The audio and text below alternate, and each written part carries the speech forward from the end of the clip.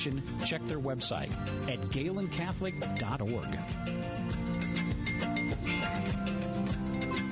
Hey sports fans, this is Perry from the Ace Hardware downtown Lamar's. Maintain your home and yard with advice and products from Ace. We'll help you get it done more efficiently so you have time to go to the next game. Ace Hardware, Lamar's.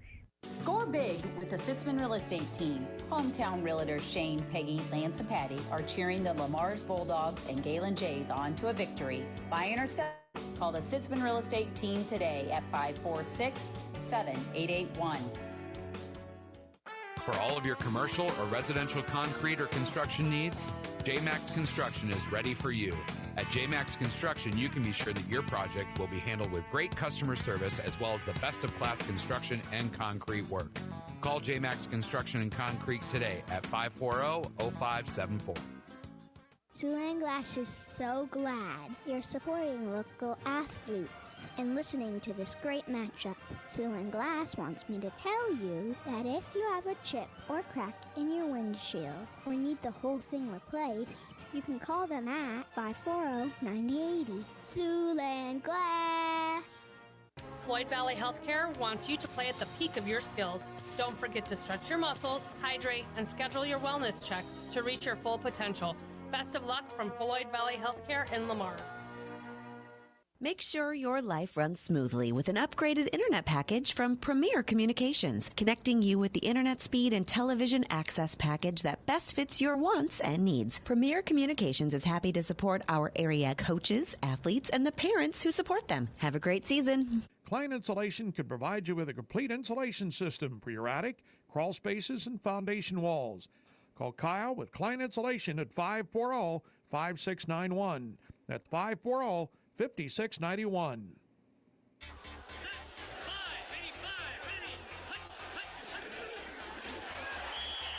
It's now time for high school football on 1410 AM, 96.9 FM, KLEM. McCarty in the pistol. He takes the snap. Bootlegs right. He's looking to throw. Now he turns it up the field and runs to the 10, to the 5, middle of the field. Cuts back left side. He's in. Touchdown, Gehlen Catholic. High school football. Pump fake. Lobs it up right seam for Craig. Is back there. And Brant Klein down with it at the 30-yard line. Brant Klein picks off his second pass. With all the action, here's KLEM Sports Director Daniel Versteeg. Well, a very pleasant good Friday evening, football fans. Welcome to Week 2 of the Iowa High School football season in 2025 and the start of district play in Class A as the Gehlen Catholic Jays head on the road for the first time this year, set to take on the Generals of Sibley-Ocheyedan. Well, once again, good evening, everyone. Daniel Versteeg with you, and we welcome you into our broadcast of Gehlen Catholic football right here on KLEM Lamar's. Online audio is, of course, found at KLEM1410.com. An online video stream can be watched on the KLEM Radio YouTube channel. Thanks to our great sponsors, Peace Pizza House, Julie Hurt at Century 21 ProLink, Northwest Bank, and Easy Clean Car Wash. Well, as we mentioned, it's Gehlen Catholic and Sibley-Ocheyedan starting a 6-game district slate against one another. Gehlen Catholic started off the year with a tough loss at home to a top 10 team in Class 1A, the Hinton Blackhawks. A 32-12 loss means the Jays are 0-1 to start the year.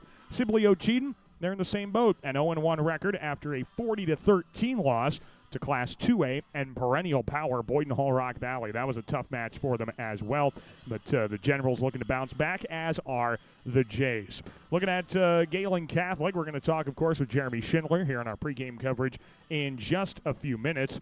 But, you know, he talks a lot about it. The first half, you kind of tell the Jays were starting to try and adapt. Some of the new skill guys were trying to adapt to the speed of varsity football, and to do it against Hinton, which has got a really good team again this year.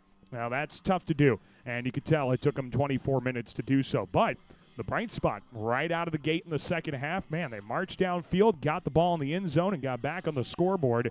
And so you hope that that momentum can pick up a little bit faster here in game number 2. And Coach Schindler talks a lot about that. The Jays were able to move the football pretty well on the ground, 91 rushing yards as a team in game number 1. But again, going up against a very good Hinton defense, it was tricky to do anything with the football to have success. And the Jays match up with Sibley-Ocheyedan again this year. This is a series that has been pretty close the last couple of years. If you'll remember, the Jays played Sibley-Ocheyedan last year in Lamar's, and of course, Gehlen was known for blowing teams out of the water with their run game all of last year. Weren't really touched a whole lot, but Sibley-Ocheyedan played them pretty close. That was a one-possession ball game in which the Jays were able to beat the Generals 34-26. And if you go back another season to 2023, the last time the Jays played on this field, it came down to a last-minute drive that ended with a Cole McCarty touchdown run into the end zone that gave the Jays a 21-20 victory in district play a couple of years ago. So this matchup has been always good, very evenly fought, and I think we are certainly going to be set for another one of those here tonight. Sibley-Ocheyedan, looking at their scouting report a little bit, the Generals were able to throw the ball when they completed passes pretty effectively getting downfield. Now, Coach Schindler talks about it in our pregame. The Generals were facing off a Nighthawk defense that was running cover 0 against them a lot, so the deep ball was really their only option to move the football downfield. And you can tell the Generals completed 4 passes for a total of 92 yards, a.k.a. they were averaging 23 yards of completion when they did complete passes. However, it was tricky to be effective throwing the football as their quarterback, Hunter Kaufman, only completed about a quarter of his passes. Now, Kaufman is moving from running back to quarterback this year, so it's a bit of a change there. And it's worth noting that he did run the football very well against Boyden Hall Rock Valley to the tune of about 6 yards a carry. So he's one that Coach Schindler says, hey, we got to know what he's going to do. We got to be ready to go whenever he has the football in his hands, because we don't know if he's going to run, if he's going to throw. He can do quite a bit for them when it comes to moving the offense. So got to keep an eye on him. Sibley-Ocheyedan also runs a 4-4 front, so they're going to, really not stack a whole lot back there. That's the thing. They're going to sell out for the run, and if the Jays want to have success, they're going to need to establish a little bit of a passing game just to back them up a bit and get that little extra bit of time that can maybe develop a hole in the run game and go from there to at least establish some multiplicity offensively. So Gehlen Catholic and Sibley-Ocheyedan set to square off once again as district rivals in Class A District 1. Looking at the slate today in Class A District 1, district matchups in tow features Sioux Central at West Sioux. That should be a really good game. South O'Brien is at Hartling Melvin Sanborn tonight. And then the non-district contest in Class A District 1. Ho-hum, it's a top 10 battle. You've got the number 10 ranked team in 1A, the Hinton Blackhawks, heading to number 3 ranked in Class A, MMCRU. And we'll keep you up to date on those games as much as we can, as well as some other games taking place in Plymouth County here tonight, including a top 10 battle at Jim Lorenzen Field with number 7 Lamar's and number 1 Bishop Heelan going at it on the friendly confines of Lamar's Community Stadium. We'll keep you up to date on that game as much as we can as well. So once again, it's Gehlen Catholic, Sibley-Ocheyedan, 2 0-1 teams looking to pick up their first win of the season to start district play. That's a good time to get that first win if you have to wait a little bit. Anyway, take a break, come back. Jeremy Schindler, the head coach of Gehlen Catholic football. He'll join us on our pregame coverage when we return to Sibley and the Sibley-Ocheyedan High School football field. You're listening to Gehlen Catholic football. It's right here on KLEM Lamar's. Touchdown for great times at the Lamar's Eagles Club. Join us Tuesday nights for bingo, and don't miss our delicious Wednesday night burger night.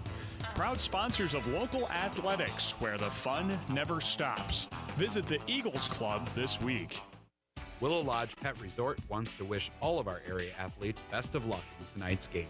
Whether leaving town for vacation or just need a place for your pet during the workday, see Willow Lodge Pet Resort today on Prospect Street in Lamar's.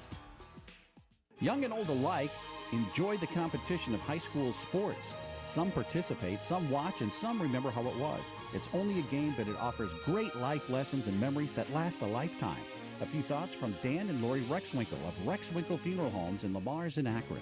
A home is a safe place to be, a roof over your head, and 4 walls to keep out the heat and cold. It's a child's laughter, a mother's song, and a father's strength. It's where we go for comfort and to share joy. It's your first school and your first church. It's where memories are shared. Hi, this is Julie Hurt, your Century 21 ProLink real estate agent. Whatever a home means to you, I am here to help you find the home you are looking for. Call 540-7757 and let me, Julie Hurt, help you make a house your new home. Supporting our students in their endeavors at school is important to Prime Bank. Making sure that our students have the best chance for success is why we work hard to provide our backing. Prime Bank wishes all of our teams and groups good luck. Hummer's Lawn Care Service will provide you with the services needed for the best looking lawn in your neighborhood. So whether it's thatching, fertilizing, or simply maintaining your freshly cut grass, call Hummer's Lawn Care at 546-4087. Peace Pizza House is your destination before and after the game. Whether you need to feed the whole family or just looking to get out before the game, make sure to stop at Peace Pizza House. You'll find many appetizers, burgers, salads, pasta, and of course, Peace Pizza House outstanding pizza selections. Your entire family is sure to find something they're looking for. Peace Pizza House would like to wish our local teams the best of luck this season. For all your construction needs, trust the Wilchin Brothers. They're a Better Business Bureau accredited business and will be there every step of the way to get your project done right. Call 546-4135 for Wilchin Brothers Incorporated. The Lamar's Knights of Columbus Council 1466 would like to wish our teams the best of luck in the game. The Knights of Columbus is proud to support our schools and many charities throughout the year with our pork chop dinners and fish fries. Check out upcoming events by visiting their Facebook page at Lamar's KFC. Tail Trends Dog Grooming supports all of our area high school athletes. At Tail Trends Grooming, your pet is sure to get spa-like treatment, bathing, grooming, and nail trimming available. Contact Tail Trends Dog Grooming today at 546-7318. This is Jeremy Schindler, head coach for the Gehlen Catholic football team. You're listening to Jays Football on 1410 AM, 96.9 FM, KLEM.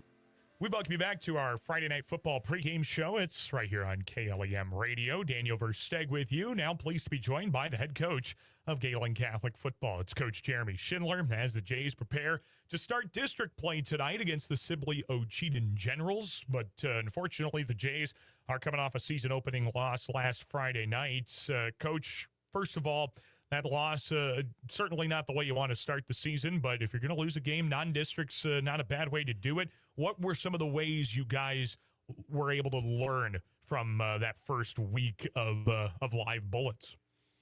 Yeah, I think the first thing that our guys learned is just the speed and the physicality that the game is played with, and that kind of caught us by surprise a little bit. And so I think we made some adjustments in the second half, and we ramped up our intensity, and so that was good to see us be able to respond in the second half. And then, just execution-wise, offensively and defensively, I think we learned that we have to be better on both sides of the ball, whether that's lining up correctly or executing and doing your job each and every play. How did you go about putting those learning lessons into practice this week so that you could shore those up for district play starting? It started Saturday morning with film session, and the guys did a great job. We said, we're going to be honest with you. It's nothing personal, and everybody took a good hard look at their effort, their execution on each and every play, and first you get better by looking at and just honestly admitting to yourself that I do everything in my power to help us win a football game, and then you got to go out and put it in practice on the practice field, and we got some good 1-versus-1 reps this week, and then just had a really good Wednesday practice where we were able to execute offensively and defensively and sharpen things up a little bit. Once you mentioned the effort and the intensity, I guess, picked up more in the second half against Hinton. Once that happened, what were some things that you liked? What was the thing that you could say this is a good foundation to set that we can build off going into district play? That first drive out of halftime, were we able to? First off, we got a great kickoff return from our special teams. Wyatt Kuntz broke a tackle, and then got up the field, and then we were able to just kind of control the ball and run the football and kind of impose our will. But then there was times in that drive where we got into a second and long or third and long, and we were able to dig ourselves out of that hole by making a play, whether it was in the run game or the pass game. So being able to convert some of those longer down situations was nice to see, because that's obviously something that with, a new quarterback, sometimes you have trouble converting those, but I thought Jack did a good job of being able to make a play, whether it was with his feet or with his arm. Jeremy Schindler's with us on our Friday Night Football pregame show as we get ready for district play for the Gehlen Catholic football team against Sibley-Ocheyedan on the road. Let's dive into the matchup a little bit, Coach. They're coming off a loss just like you are, but and just like you, it was against a very good football team in Boynton Hall Rock Valley. Tell me about what kind of things stood out to you most about what the Generals can bring to the table, and how they're going to go about attacking you guys potentially. Yeah, I mean, on the offense and defensive lines, they have good size, good length, and then they do have really nice skill position players. They got a new quarterback this year. He's one of their running backs from last year, so he's a very talented runner with the football, and he's got a nice arm. So they're going to test you offensively. You got to make sure you're lining up in the right spots and make sure you're executing whatever coverage or blitz we have. Defensively, again, very, very long and thick on the defensive line, very stout. In the, secondary, they got some nice playmakers. So they show a lot of cover zero in that first game where they were just kind of, no safety help. And so that's something that we got a couple to try and take advantage of that coverage with, because it is, when you play against a team that plays a lot of cover zero, it does make it hard to run the ball in certain areas. So we've got a couple wrinkles in that we hope will help loosen things up, or at least be able to get us moving the ball consistently. Yeah, I do want to dive into that at some point with you in this interview, but I do want to ask also about the athleticism at quarterback. Now, you were able to face a pretty athletic quarterback last week in Cole Friesen. You're going to see a similar one. He ran for 100 yards, nearly threw for 100 yards last week against Boynton Hall Rock Valley. When he does tuck the ball to run, how does he do it? What are some of the things that you have to be on the lookout for so that you can come up and help contain the running game? He does it. They'll do it with design quarterback runs. They'll run a little QB lead, little quarterback draw type things. And then he'll just break. Sometimes he just breaks, a broken play where he scrambles and he steps up into the pocket and just takes off running. So he's a big, strong kid, really thick in the lower half. So he's good. We're going to have to make sure we rally and gang tackle with him. But I think one of the more important things there is, as a defensive line and linebackers who might potentially be blitzing, we got to make sure we kind of corral and don't, rush on different levels to where he can step up and through the pocket and then get into the secondary and make things happen. If we kind of corral him and just all squeeze him in and keep him in the pocket and make sure he doesn't get outside and or get out of the pocket, then that'll help us a lot. How tough is that going to be with the size that you mentioned that Sibley-Ocheyedan has? You have a pretty good defensive line size-wise yourself as well, but I looked at some of the numbers. There's a couple of guys pushing or eclipsing 300 pounds on that offensive line. Yeah, they're big, strong kids, and we got to make sure we play with good leverage. That was something that we stressed, and that was something that really improved in the second half last week, was playing with lower pad level in our offensive and defensive lines.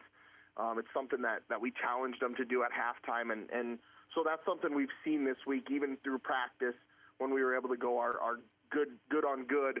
We saw the pad level is lower, and so I think that's going to be key. Is you say the low man wins in football, so we got to make sure we come out and play with good pad level, and I think the rest will take care of itself. I want to wrap up our discussion about the offensive side of the ball for them with this. I know we were talking beforehand about how kind of an interesting game it was with Boynton Hall Rock Valley. A lot of big plays, but they were able to convert on a few, averaging over 20 yards a completed pass. What are some of the things that your secondary needs to do to make sure those big plays are limited as much as possible? And if they have success in the passing game, it's not going over the top of your heads? I think the first thing is you got to make sure you understand what coverage we're in and then what kind of technique you have to play with that coverage, whether it's a stay-on-top technique or you're in a trail coverage position. And then, once that ball's up in the air, something that we thought we could have taken advantage of more is when that ball's in the air, we have to go to the football. Don't worry about the receiver anymore. Ball gets in the air, you turn into the receiver, and you go attack the football at its highest point. And that's something that we worked on with our defensive backs this week, and they did a really good job of it in practice. So we need that to translate to the game. Jeremy Schindler's with us, head coach of Gehlen Catholic football. If we flip sides of the field, you were talking about the cover zero that they showed a lot last week. Of course, that remains to be seen whether or not they will go for it again here tonight. But if they do go to it, without giving away any state secrets, obviously, what are some of the things that you're going to be looking for to have success in the passing game and to try and move the football in that regard? Yeah, I think, whenever you play that cover zero, sometimes we caught on film that I don't necessarily know if they had all 5 eligible receivers covered. So you might be able to mix in a little bit of motion and try and confuse them in that way. Little pre-snap motion changes who's covering who. You got to be able to throw it to different people. And, the thing about man coverage is if they're playing man, what I always tell our quarterbacks is you got to find the worst defender and you got to try and pick on them. And that's my job as a play caller is I have to find that defender who I think we can have success against and then try and design plays and routes that are going to put that defender in conflict and make him guard our best players. So that's one thing you want to do with cover zero. I think another thing is you have to understand that in the run game, you're going to take some negative plays. As long as those negative plays aren't -5, -4, if you get a -1 here and there, that's going to happen. But we tell our guys, be patient, and if they don't have a safety over top, all you got to crack through the linebackers.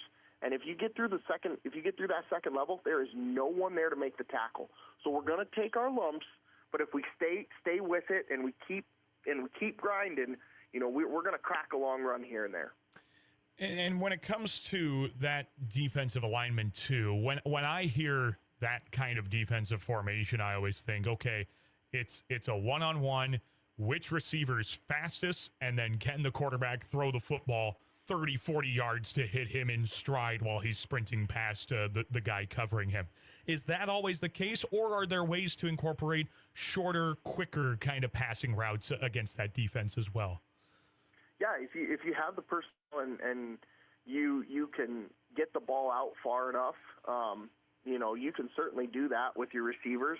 And we think we have a couple play designs that help us take a deep shot here and there. But you can do it other ways. You can use motion and try and make those defensive backs run through the linebackers, and you can send the motion right back where it came from and then snap the ball. And so there's other things you can do and other routes that can help you with that man coverage. And then it kind of depends on what kind of man coverage are they playing. Are they playing up tight on you? And if they're up tight on you, then, you do probably have to throw the ball a deeper type route. But if they're playing off and soft coverage, you might be able to throw a bubble screen here and there or different things like that.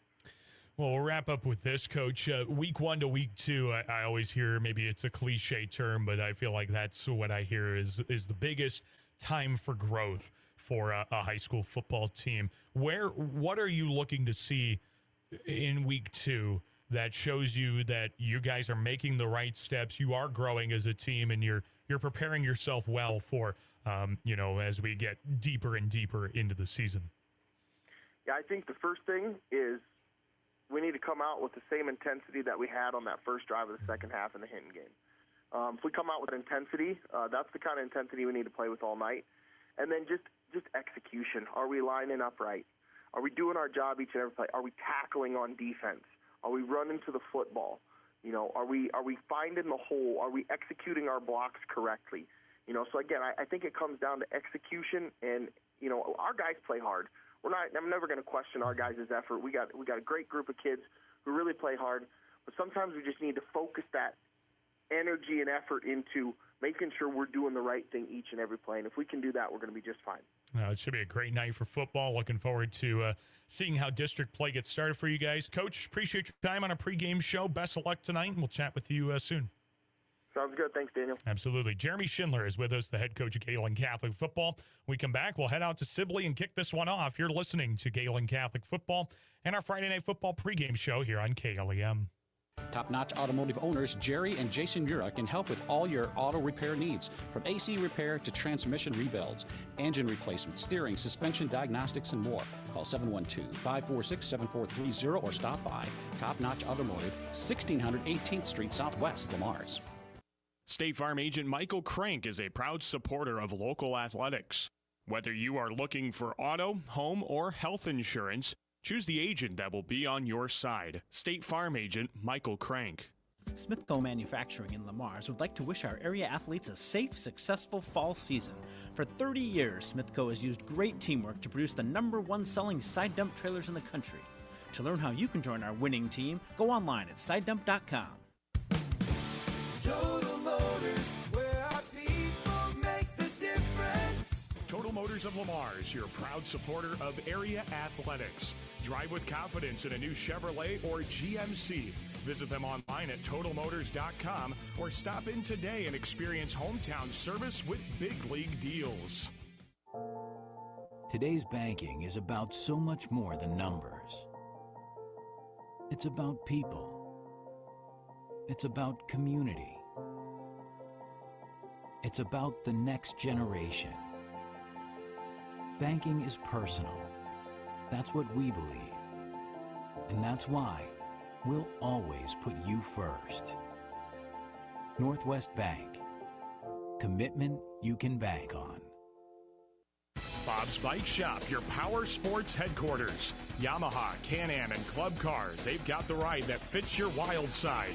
Visit them today on Highway 75 North in Lamars. Proud sponsor of your local sports action. Sioux City Yamaha, Can-Am, and Kawasaki. Your ride starts here. From Yamaha to Can-Am and Kawasaki, they've got the power, performance, and adrenaline you crave. Visit them today on Highway 75 in Sioux City. Proud sponsor of local sports action. Get the winning team on your side with experts at Exit Realty Midwest Lamars. Misty Zeck, Dave Close, Austin Sitzman, Abby Phillips, Jody Adler, Alec Ryken, and Clark Goodchild are ready to help you call the plays when it comes to buying or selling your home. Learn more at ExitRealtyMidwest.com. Hi, Jessica G. Well, hello, Libby Lexus. I'm so excited to get the spa treatment at Easy Clean Car Wash. My owner knows how much I love the soft water. Oh, and the quick massage just makes my bumpers tingle. And the blow dry is to die for. It always makes your sleek and shiny. My owner bought me a year pass so I can have the spa treatment anytime I want. Hey, ladies. Ooh, nice tires. Oh, Mickey Mustang, you're such a player. Easy Clean Car Wash. Give your car the spa treatment today. 12th Street east of Hy-Vee, Lamars. Quality Lube of Lamars is proud of all our Plymouth County athletes. At Quality Lube, they focus on you, the customer, to ensure that they can keep you on the road when you need to be. From diagnostic repair to routine oil changes, Quality Lube can do it all. When it comes to service, your Lamar's Hy-Vee is #1 for shopping both in-store and online. Save with the Fuel Saver Plus Perks Rewards program at Hy-Vee, where there's a helpful smile in every aisle. This is Dan Lehman, and you're listening to Jays Football on KLEM. We welcome you back to Sibley for tonight's district opener between Gehlen Catholic and Sibley-Ocheyedan in Class A District 1. A couple of teams that are looking to pick up their first wins of the year, and now would be a great time for it as these two start a 6-game regular season slate of district games that will solely dictate their postseason implications. Of course, you have to finish in the top 4 in your district, and the 2 non-district games, they're great and all. You'd love to win them, but they technically don't matter. So losing that first game, not too big of an issue for these two squads, but looking to get back on the right track tonight as the Jays look to bounce back after a top 10 loss to the Hinton Blackhawks last week, while Sibley-Ocheyedan took a tough loss to Boyden Hull Rock Valley. Well, like we mentioned earlier on in our pregame coverage, these two teams have played some very competitive matchups in previous years, and I think this year is no different. You've got two teams very hungry for their first wins of the season, and two teams that I think will be really kind of jostling back and forth for that position in the district standings. So we will see how this one turns out as Sibley-Ocheyedan gets set to take on Gehlen Catholic. You heard a number of different things from Coach Schindler in our pregame chat, but I think the biggest takeaway is, that the Jays are going to have to do a number of different things to be successful offensively here today. It's not going to be just running the football, because that cover zero defense that Sibley-Ocheyedan at least ran last week. If you see that again this week, it's going to be tricky to run the football. You're going to have 8-9 guys in the box that could really shut you down, and Gehlen's going to have to be ready to go for that here tonight. So the coin toss taking place at midfield. Sibley-Ocheyedan won the toss. They elected to defer their choice to the second half, and Gehlen Catholic will get the football first, and we'll see that Gehlen offense. The other thing that Coach Schindler mentioned in regards to the rough start last week and what he'd like to see better this week. He wants to see that energy that they saw right away in the second half. If you remember, Jays were down, I believe, 25-0 at halftime and came out right away. First drive of the second half, got into the end zone, got some points on the board. See if the Jays have that energy right away out of the opening kickoff here tonight, and they'll have a chance to show that energy right away with their first offensive possession. So again, it is Gehlen Catholic and it is Sibley-Ocheyedan, and you're listening to live coverage on KLEM Lamar's. Online audio can be found at KLEM1410.com, or if you're more of a visual consumer of football, you can do that as well on the KLEM Radio YouTube channel. And, of course, we thank our great sponsors that are in the corner of your screen for providing that coverage to you here tonight. So Sibley-Ocheyedan has this ball teed up at the 40-yard line, and it'll be Douglas Macias to boot this one away. And Gehlen Catholic will send a couple of return men back. They'll send Marshall Sievers and Wyatt Kuntz back to return this kick for Gehlen Catholic. So here we go. It is district play in Class A District 1, and it gets started right now with Sibley-Ocheyedan kicking off to Gehlen Catholic. The ball teed up at the 40-yard line. Sibley-Ocheyedan kicking left to right as we view it here in Sibley. And here we go. This contest underway. Douglas Macias sends a right-footed short pooch kick coming up to field it through the legs of Easton Spangler. He picks it up at the 28 and then gets drilled down just before the 25-yard line. Easton Spangler fields that kick at the 26, and that is where Gehlen Catholic will start with their drive. 11:58 to go here in the first quarter. So again, looking to see if that energy is available right away for Gehlen Catholic, if they can get going offensively here to start the night, and see if they can put points on the board early, unlike last week in the first half of play. Gehlen Catholic first and 10 of their own 26-yard line. Ball's on the left hash, and it is an I formation set for Jack Roberts with two receivers, one on either side of the formation. Wyatt Kuntz dots the I. He hands right on the counter. Kuntz carries in between the hashes across the 30, and he's brought down to the 31-yard line. A good pickup right away on first down, a 5-yard gain. We'll set up second down and 5. Well, of course, if you can establish that running game early, that might be able to suck that secondary in a little bit more, and you can then blow it up over the top with a good pass play. But here come the Jays once again, and lining up in the I formation again. Roberts under center, a 6-man line in the trenches. A hand goes left for Wyatt Kuntz, and he's able to fight his way for a hard-earned yard to the 32-yard line. It is just a yard picked up. It'll be third down and 4 for Gehlen Catholic. So right away, actually, it was a pretty favorable spot there. They gave him an extra yard to the 33. So that will now set up third down and 3. Good spot here for the Jays at their own 32-yard line. The ball is still on the left hash. Out of the I formation under center once again as Roberts takes a snap, fakes the give to the fullback, drops back, jump throw, off balance. He finds Spangler in the flats. Across the 40, outside the right numbers to the 43-yard line. And a nice completion there to Spangler. Goes for 10 yards, and it's enough for a Gehlen Catholic first down. Now Jack Roberts with the collision in the backfield. He ran into Wyatt Kuntz as he was trying to roll out to his right. That left him off balance, but he was able to throw off his back foot, kind of a jump fadeaway throw, and he found Spangler in the flats for 10 yards. First and 10 for Gehlen Catholic. Ball is at their own 43-yard line on the right hash, and Sibley-Ocheyedan selling out to stop the run with Roberts under center in the I formation. He takes a snap and gives to Spangler, the fullback. There's nowhere to go for him. He is stopped on the play by Tristan Wingate. No gain. Will set up second down and 10. Now, so Sibley-Ocheyedan is starting to learn, hey, there's really just a concerted effort to run the football right now, and Gehlen Catholic going to need to adjust a bit. And they did a nice job. They did a good play-action fake there on third down. set up the open pass in the flats. And now it is 2nd down and 10 for Gehlen Catholic at their own 43-yard line.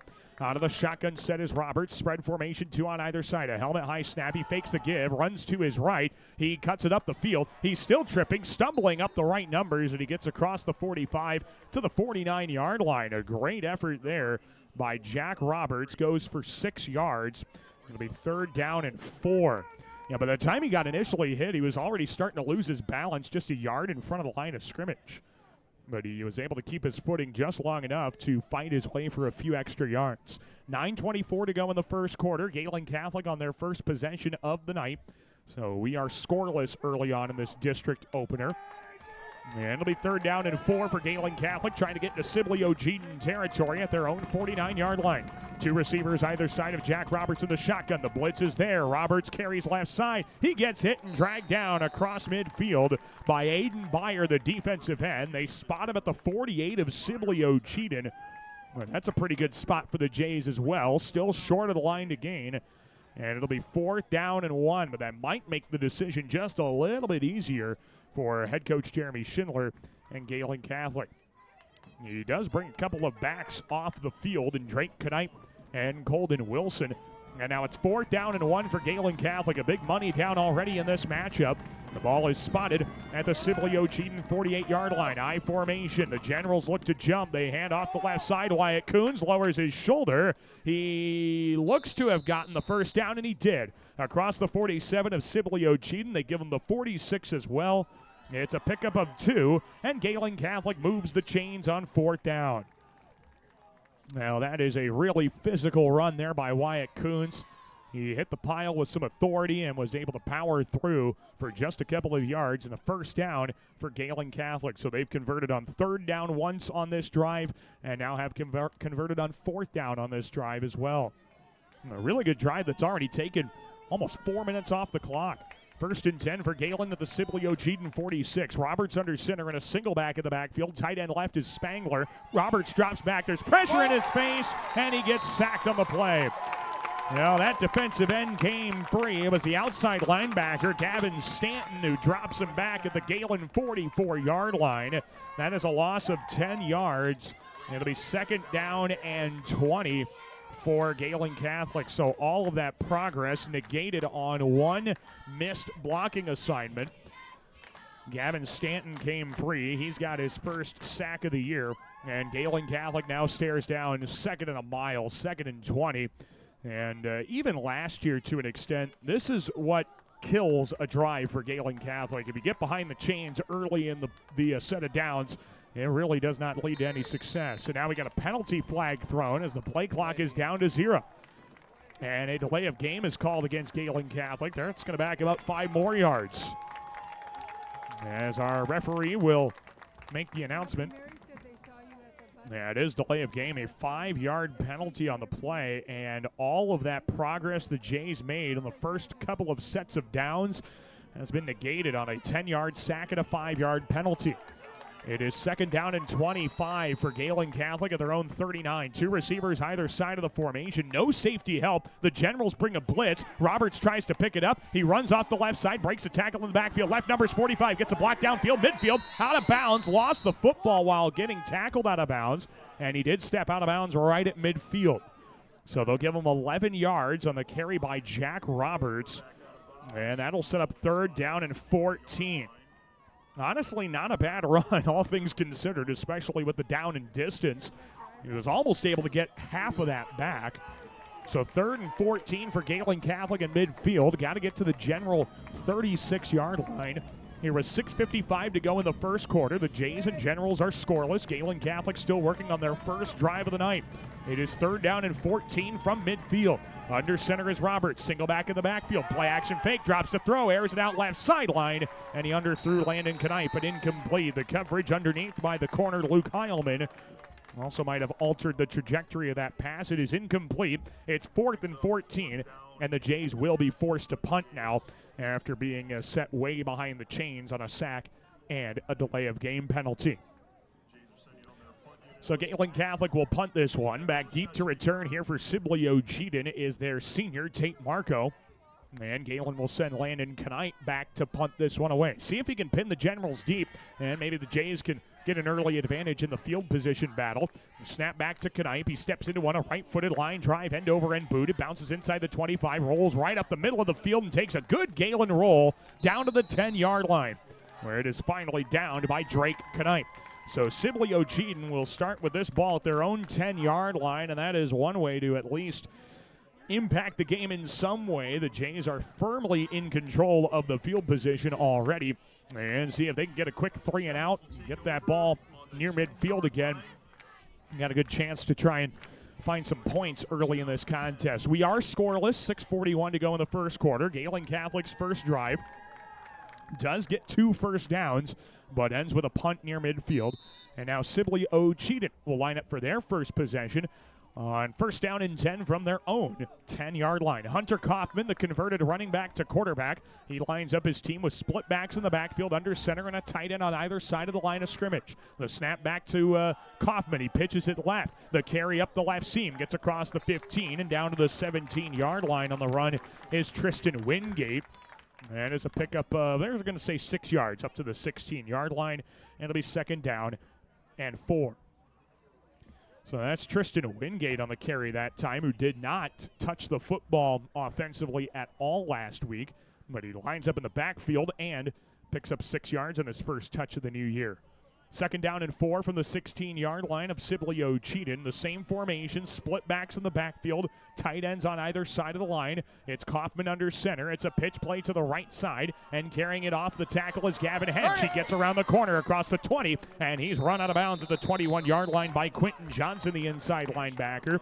They'll spot him officially at the 22. It's another 6-yard gain for Gavin Hench, and it's a first down for Sibley-Ocheyedan as they get out of the shadow of their own goalpost and out of their own red zone. So Gavin Hench carries for 6, Tristan Wingate carries for 6, and the Generals have something moving here with 5:55 to go in the first quarter. It is first down and 10 for Sibley-Ocheyedan at their own 22-yard line. It is Kaufman once again going down under center. They're going into the same formation. Tight end either side, 3 men in the backfield, split backs. They fake the give, play action, drop it a throw, airs it out middle. That is caught by the tight end Tanner Grace, who lobbed up the pass over the right seam, and he makes a leaping grab at the 45-yard line of Sibley-Ocheyedan. It is a 23-yard completion to the big tight end and a first down for Sibley-Ocheyedan. It's already 7-0 at Jim Lorenzen Field. Bishop Heelan with the early lead on Lamars. We'll keep you up to date on that contest as much as we can. First and 10 here for the Generals at their own 45-yard line. After the play fake, Generals have a little bit of momentum going on their side now as Kaufman hands to the fullback, straight up ahead for just a couple of yards to the 47-yard line. And we'll see who that fullback is. That is Jackson Pedley on a 2-yard carry. And it is second down and 8 for Sibley-Ocheyedan. 5:13 to go in the first quarter. And the Generals are proven to be pretty tricky. They're getting the ball to everybody. 3 different guys have touched the football in the running game. And then, of course, the tight end got involved already in the passing game. Second down and 8 for the 47. Pitch play left. That goes to Wingate again. He tries to knife his way through blockers. And the Jays stand him up at the line of scrimmage. No gain on the play. Multiple different Jays in there on the hit. It'll be third down and 8. And that was that's really what you kind of need here for Gehlen Catholic's defense. You got to do what Sibley-Ocheyedan did to you and get you off schedule a bit and see if you can force these really tricky money down scenarios. It is third down and 8 for Sibley-Ocheyedan, right in the middle of the field at the 47-yard line, their own 47. 3 men in the backfield again. Under center is Hunter Kaufman. As the linemen bring their hands to the ground, the hand goes up the middle. It's Gavin Hench. He's across midfield. He comes out the other side, left numbers 40. 35 to the 30. Foot race down the sideline 20. And he's tackled inside the red zone at the 15-yard line. That was Gavin Hench on the carry for 38 yards. He's into the red zone. And it's a big Sibley-Ocheyedan first down. Well, he was wrapped up, and it looked like he had a good chance to be brought down for a 4th and manageable. but then he just squeezed out the other side. And now Gehlen Catholic going to try and keep the Generals out of the end zone. 1st and 10 from the 15-yard line. Kaufman goes under center. 3 men in the backfield once more. He takes the under center snap, play action fake, drops to throw, lobs it up over the middle and over the shoulder try, and the ball is caught for a Sibley-Ocheyedan touchdown. It's Dawson Krankus who hauls in the lob pass off the play action fake, and Sibley-Ocheyedan strikes first on a 15-yard pitch and catch.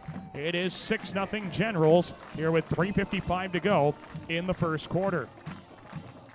Well, it's just the same play that they beat the Jays on earlier on in the drive, just to a different target, as Dawson Krankus brings in the 15-yard touchdown pass, and now it'll be Doug Lemasius to boot through the point after try. He made his only PAT kick last week on the road at Boyden Hull Rock Valley. Snap to Tate Marco. The spot is good. The right-footed kick end over end sails through the uprights, and it is good as well. Your score here with 3:55 to go in the first quarter. It is Sibley-Ocheyedan 7, Gehlen Catholic nothing. See if the Jays can respond when we come back. You're listening to Gehlen Football on KLEM. Game on, Lamars. Looking for a winning team for your finances? Join Cent Credit Union. As a member-owned cooperative, Cent is all about you, your goals, your community. Let's score big together. Visit centcu.org today, where your success is our play. Williams & Company, certified public accountants, congratulates all area athletes in support of excellence, good sportsmanship, and the spirit of teamwork. A proud sports sponsor, Williams & Company CPAs, your full-service business advisor with a local office in Lamars. This is Lane Knipe, and you're listening to Jays Football on KLEM. We're about to be back to Sibley and to the Sibley-Ocheyedan High School football field. Daniel Verstank with you on KLEM as we enter the final few minutes of this first quarter. 3:55 to play in the first, and Gehlen Catholic now trails Sibley-Ocheyedan 7-0. The Generals with a 7-play, 90-yard drive. It took just shy of 3 minutes to complete, and it ends with a touchdown pass from Hunter Kaufman to Dawson Krankus. Another pooch kick fielded on the run by Easton Spangler at the 30. Tries to run it back toward the middle of the field, and he's brought down to the 36-yard line. Easton Spangler with a strong return back there to the 36, and that is where Gehlen Catholic will start with their drive. Right around the same area, just a little bit better field position this time. And so with 3:51 to go in the first, Gehlen Catholic back in possession of the football. Had something going the first couple of sets of downs, but then got really behind the chains with a sack. Then the delay of game penalty really didn't help their cause in any way. I don't think it would have mattered anyway, but certainly didn't help them at all. Jack Roberts goes under center, I formation, a receiver either side. He takes the snap, fakes the give to Spangler, hands off the right side. Coons, he's got room to run right numbers 40, 45, 50. Blocked downfield from Landon Knipe, and he's drilled out of bounds by a defensive lineman chasing down the play. And that was Tyler Marco who made the stop on Wyatt Coons as he gets across midfield into general territory at the 46 for a pickup of 19 and a Gehlen Catholic first down. Now that's really nice to see. The Jays kind of get a kick going once again on a 19-yard run by Wyatt Coons. And they're in business once again in general territory at the Sibley-Ocheyedan 46-yard line. A receiver either side, I formation set. Roberts under center, turns and gives to Spangler. He gets across the middle, in between the hashes, across the 45 to the 42. He's got a pickup of 4 yards, and it will be 2nd down and 6 for Gehlen Catholic, now marching their way into general territory with 3:30 to go in the first quarter. It is 7-0 Sibley-Ocheyedan early in this district opener in Class A District 1. Jays have won the last 3 meetings in this series, 2 in the last 2 years, and then 1 in 2017. 2nd down and 6 for Gehlen Catholic at the general 42-yard line. Receiver either side, tight end left, single back. The snap is fumbled. Roberts has to dive on it, and the Jays will lose a down on that play. No gain, thankfully, but losing the down is a little bit more important in this scenario. And it'll be 3rd down and 6 on the bad snap for Gehlen Catholic. Bad snap exchange with the quarterback. Well, that halts any momentum the Jays had going, at least for a moment anyway. We hope they can pick it up right here. 3rd down and 6 Gehlen Catholic at the Sibley-Ocheyedan 42-yard line. Trips receivers, 3 line up to the right, and the shotgun is Roberts. Blitz coming. He rolls right, pressure on the backside, throws left. That pass is wide and incomplete. It was a forward pass on the screen to Wyatt Coons, and the incompletion makes it 4th down and 6. And a decision upcoming here for Gehlen Catholic. Now in general territory at the 42-yard line. And it will be a punting scenario for the Jays. They bring out the special teams unit. With 2:25 to go in the first, Sibley-Ocheyedan up 7-0. Jays had something going right away with that first run for Wyatt Coons, but nothing could really develop afterwards, unfortunately. And the bad snap on 2nd down also hurt them. So just a few mistakes have been a bit crucial for the Jays. Here's a snap to Landon Knipe. He leaps to field it, runs to his right. Now he is going to rugby boot it up the right sideline, and that one rolls out the boundary. It did touch out of bounds. They'll spot it at the Sibley-Ocheyedan 10-yard line once again. So the Generals will start at the same line of scrimmage as their last drive that ended with a 90-yard touchdown drive and completed with a Hunter Kaufman touchdown pass to Dawson Krakis. So once again, Sibley-Ocheyedan 90 yards, stare them down with 2:16 to go here in this first quarter. 7-0 Generals on top in a district opener in Class A District 1, second game of the year between two teams that sit at 0-1 after losing to very good teams in their non-district schedule. Here comes Sibley-Ocheyedan out of the huddle. They line up in the shotgun this time. They were under center a lot on that first drive. Here's the snap. It goes over the head of Kaufman, rolls into the end zone. Kaufman picks it up. He runs to his right. He's in safety territory, throws it out of there. It is picked off by Gehlen Catholic for a touchdown. Well, he got rid of it. Mason Small picked it out of the air for a touchdown in the end zone. Oh, what a play. Mason Small right there at the right time picks off the awkward pass of Hunter Kaufman. And Small is getting hugs everywhere from his lineman brothers. It is 7-6. Sibley-Ocheyedan leads on a bad miscue by the general quarterback. And now the point after try upcoming.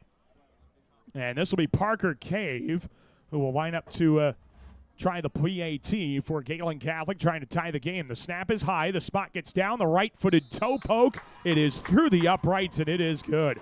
Sibley-Ocheyedan 7, Gehlen Catholic 7. The Jays capitalize on good field position, pick off the pass in the end zone, and tie this one up. We're back after this here on KLEM. Colbeck Incorporated is proud to support local high school athletics. They encourage you to play hard and play smart and always show good sportsmanship. Best of luck from your friends, Brian, Kevin, and Wayne Colbeck. Lamar's Community Athletic Boosters are proud supporters of this broadcast. Hard work and determination are vital to the success of our area athletics. The Lamar's Community Athletic Boosters are proud to stand behind our athletes and coaches as they work toward success on the field and in the classroom. This is Nathan Colbeck, and you are listening to Jays Football on KLEM. We welcome you back to Sibley. Daniel Versteg with you here on KLEM. A very fluky play ends in a Gehlen Catholic touchdown after the snap went over the head of the quarterback, Hunter Kaufman. He tried to run right, tried to get out of the end zone, then just tried to chuck it out of there, but it got deflected as he was being hit and ended up with Mason Small making the catch while he was on the grass, for lack of a better term. He was already down to a knee, but he picked off the pass while he was in the end zone for a touchdown, and that ties the game up at 7 here in quarter number 1 with 2:07 left to go in this first quarter. So now Sibley-Ocheyedan will get the football off a kickoff this time, and to do the kickoff duties for Gehlen Catholic is Alexander Munoz. And Sibley-Ocheyedan brings back a couple of return men. It looks like Gavin Hench is back there to return. Here's a right-footed end-over-end kick. This one goes to Hench on the right seam, and he takes it up the right numbers to the 25, now at the middle of the field to the 30, and he's brought down to the 34-yard line. A nice open field tackle on the play by Grant Arns, and Sibley-Ocheyedan will start with decent field position at the 34-yard line. Now, what an eventful first quarter this has been. 2:02 left to go in the first quarter of play. And it is Sibley-Ocheyedan and Gehlen Catholic tied at 7 in a district opener. I'm telling you, when these two have gotten together in district play, it's been a good football game, and we got the makings for one once again here tonight. Sibley-Ocheyedan going to try a shotgun snap once again. That killed them last time. Here's the run up the right side off the shotgun snap. Kaufman, right numbers 40, gets hit hard. Ball is out. Gehlen's on it at the 40. And the Jays force another turnover. It was Kane Kearns who picked up the loose ball on a 6-yard carry by Hunter Kaufman. He coughed up the football. It was a great late hit, and Kane Kearns recovers the football.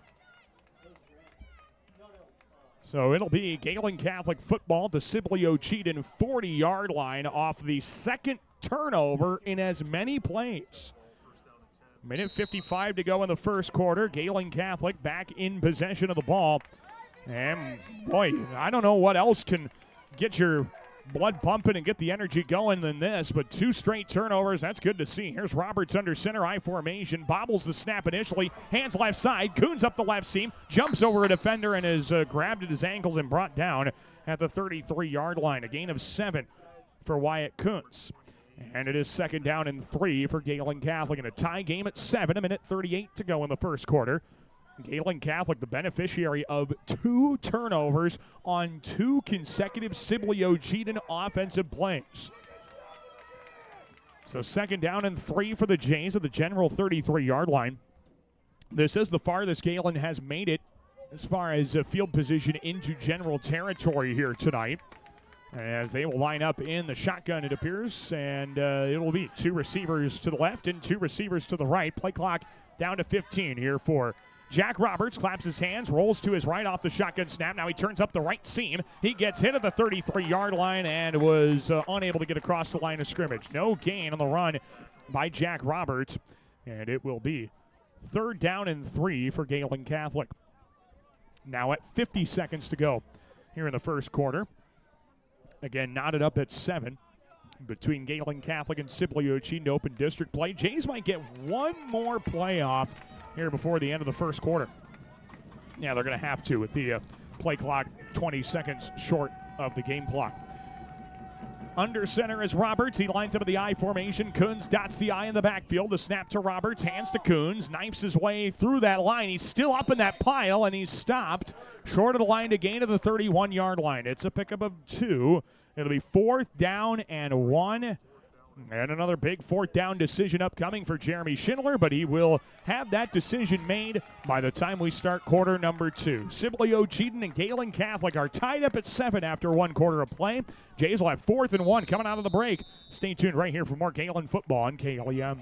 At American Bank, we believe in offering you what you want in a bank. Free checking, free debit and ATM cards, extended lobby and drive-up hours, competitive loans and deposit rates, online and mobile banking with bill payment and mobile deposit services. American Bank, achieving success together for over 130 years. Member FDIC and equal housing lender. A home is a safe place to be, a roof over your head, and 4 walls to keep out the heat and cold. It's a child's laughter, a mother's song, and a father's strength. It's where we go for comfort and to share joy. It's your first school and your first church. It's where memories are shared. Hi, this is Julie Hurt, your Century 21 ProLink real estate agent. Whatever a home means to you, I am here to help you find the home you are looking for. Call 540-7757 and let me, Julie Hurt, help you make a house your new home. Hi, this is Julie Hurt with Century 21 ProLink in Lamar's, your local real estate expert dedicated to results. Whether buying or selling a home, call me, Julie Hurt, with Century 21 ProLink in Lamar's at 540-7757. That's 540-7757. This is Kane Kearns, and you're listening to Jays Football on KLEM. Well, Kane Kearns made a great play recovering the fumble that has given the Jays the football on this possession. And to start quarter number 2, Gehlen Catholic and Sibley-Ocheyedan are tied at 7. Here in the opener of Class A District 1 action, the Jays will have 4th and 1 to start the second quarter. Big play right out of the quarter break. 4th and 1 at the general 31-yard line. Jack Roberts goes under center in an I formation. He takes the snap, hands to the fullback. Spangler gets a push from his left side, comes out the other side and has a big first down. He picks up 11 yards to the Sibley-Ocheyedan red zone at the 20, and the Jays stay on the field with a first down carry by Spangler. Now that is a great run. He got hit initially, got a little help from behind, and then was able to do the rest once he got on the other side of that big scrum at the line of scrimmage. 1st and 10 for Gehlen at the Sibley-Ocheyedan 20-yard line with 11:40 to go in the first half of play. Generals and Jays are tied at 7. Roberts under center, I formation once again. Snap, fake to the fullback, hand right side. Coons, he's got a lead block from Small. Breaks the tackle, right numbers, 15, 10. Up the right sideline, he's got a first down.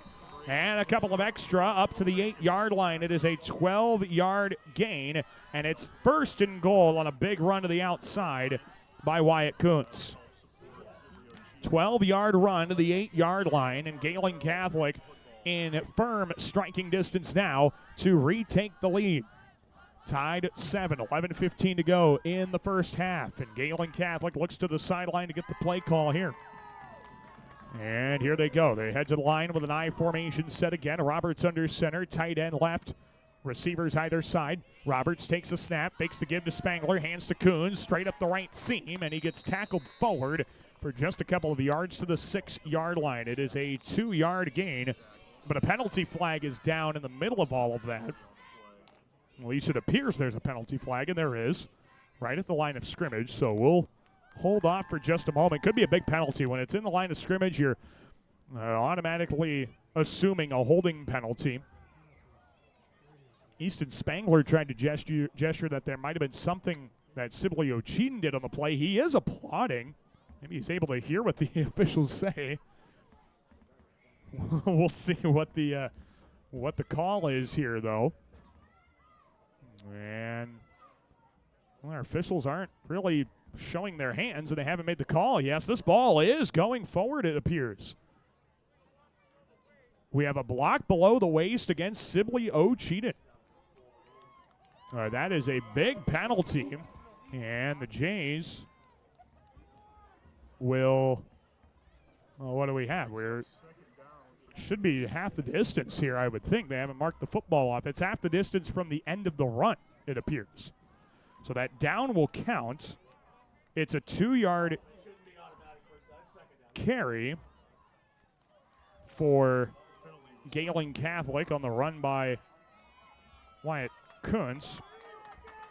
And then they get 3 yards on the play off the penalty. So it is 2nd down and 3. That down still counts. I formation, Roberts under center, receiver either side.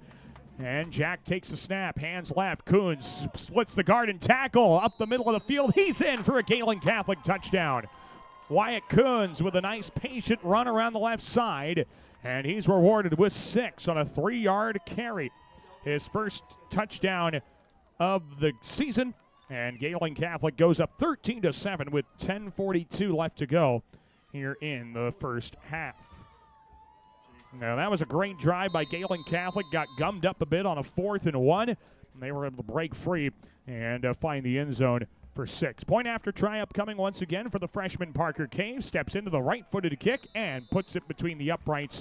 It is good. 14-7. Gehlen Catholic leads Sibley-Ocheyedan. The Generals get the football back. Last 2 plays for them have ended in turnovers. We'll see what happens on play number 3 coming up next here on KLEM. Lamar's Agri Center, your local source. Fine audio is found on our website, and that is KLEM1410.com. Your score after a nice drive there by Gehlen Catholic. It is Gehlen Catholic 14, Sibley-Ocheyedan 7. And the Jays will line up to kick this one away. The last scoring play for Gehlen Catholic, a 3-yard touchdown run for Wyatt Kuntz. And that came, it was all set up at the end of that first quarter on a fumble that was recovered by Kane Kearns. And that gave Gehlen Catholic the football in good field position at the Sibley-Ocheyedan 40-yard line. And so here we go. The kickoff upcoming now for Alexander Munoz from his own 40-yard line. And Sibley-Ocheyedan lines up for the return. Here's the kick. It goes toward the far side. It's a bullet, and it's fielded on a leaping play by Henge. He runs it up the right numbers to the 25, to the 30, right seam to the 40, and he's brought down short of the 40. There's a late penalty flag after all of that. And so the return gets to the 37-yard line, but we'll await and see where officially this play or this next possession will start. Usually on kick returns, it ends up going against the returning team, at least for a block in the back or a hold of some kind. We'll maybe hold our breath and hope that that is the way this will go here for Gehlen Catholic. As our officiating crew talks this one over, again, worth noting the last two plays that Sibley-Ocheyedan has run offensively have ended in turnovers. Both of them have come on shotgun snaps. The shotgun snap was actually crucial to one of them with the snap going over the quarterback's head. The snap didn't really play into a factor with the second one. Here's the penalty that is called by our white hat. There is an illegal block in the back against Sibley-Ocheyedan. And that'll be 10 yards from the end of the run. It will give Sibley-Ocheyedan the football.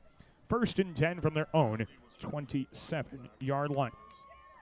So a legal block in the back is the call. 10:35 to go in the first half. Sibley-Ocheyedan with the football at their own 27-yard line. We got to see what's going to happen here on play number 3 off of a run with 2 plays ending in 2 turnovers. Another shotgun snap, 3 bunch to the left. It is Kaufman keeping off the left side, and he's hitting the pile. Not much gained. Up to the 29-yard line, a pickup of 2 there for Kaufman. And it'll be 2nd down and 8, but more importantly for Sibley-Ocheyedan, they keep the football. That has, again, been the issue, especially in the first quarter. When you turn the ball over twice in that close of proximity, man, it's not going to lead to any success. And the Generals have found that out. The 2 turnovers have directly led to all 14 Gehlen Catholic points. 2nd down and 8 for Sibley-Ocheyedan at their own 29-yard line. 2 receivers either side of a shotgun set of Hunter Kaufman. The back is off his left hip. Kaufman's shoulder high snap, 3-step drop, pressure there. He evades one, rolls to his right. Munoz chases him up the sideline, throws it up the right sideline, and threw it just behind his target in Tate Marco. Well, they had to go into a Chinese fire drill to try and make a play happen and nearly broke their way out of it. The incomplete pass sets up 3rd down and 8 here for Sibley-Ocheyedan at their own 29-yard line. It is 14-7. Gehlen Catholic with the lead in the district opener. And boy, the Gehlen defense, it took them a 90-yard drive to figure it out, but boy, they figured it out really nicely here as of late. It is 3rd down and 8 for the Generals at the 29-yard line. 3 receivers lined to the right, 1 to the left. The safety Grant Orange shades over, drops to throw. Kaufman gets drilled as he airs it up left sideline. That ball is incomplete. Oh, Dawson Krakis nearly had it. He came up in front of the corner on the right side and nearly brought it in, but it's an incomplete pass. It'll be 4th down and 8, and the Generals go 3 and out. Well, on the coverage was Jack Roberts and Grant Orange, but really the one that helped alter that pass was Easton Spangler, who came off the edge and absolutely drilled the quarterback Hunter Kaufman. So the punt upcoming here on 4th and 8, and it'll be Wyatt Kuntz to return the punt. The punter is Hunter Kaufman, the quarterback. So snap to Kaufman. He's going to fake it, throws it up the right sideline. He overthrew Dawson Krakis. It's an incomplete pass, and it's a turnover on downs.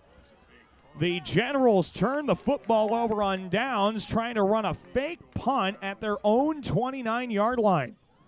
Now, down 1 score. That's not a decision I'd make personally, but Gehlen Catholic will benefit from it. 1st and 10 at the General 29-yard line.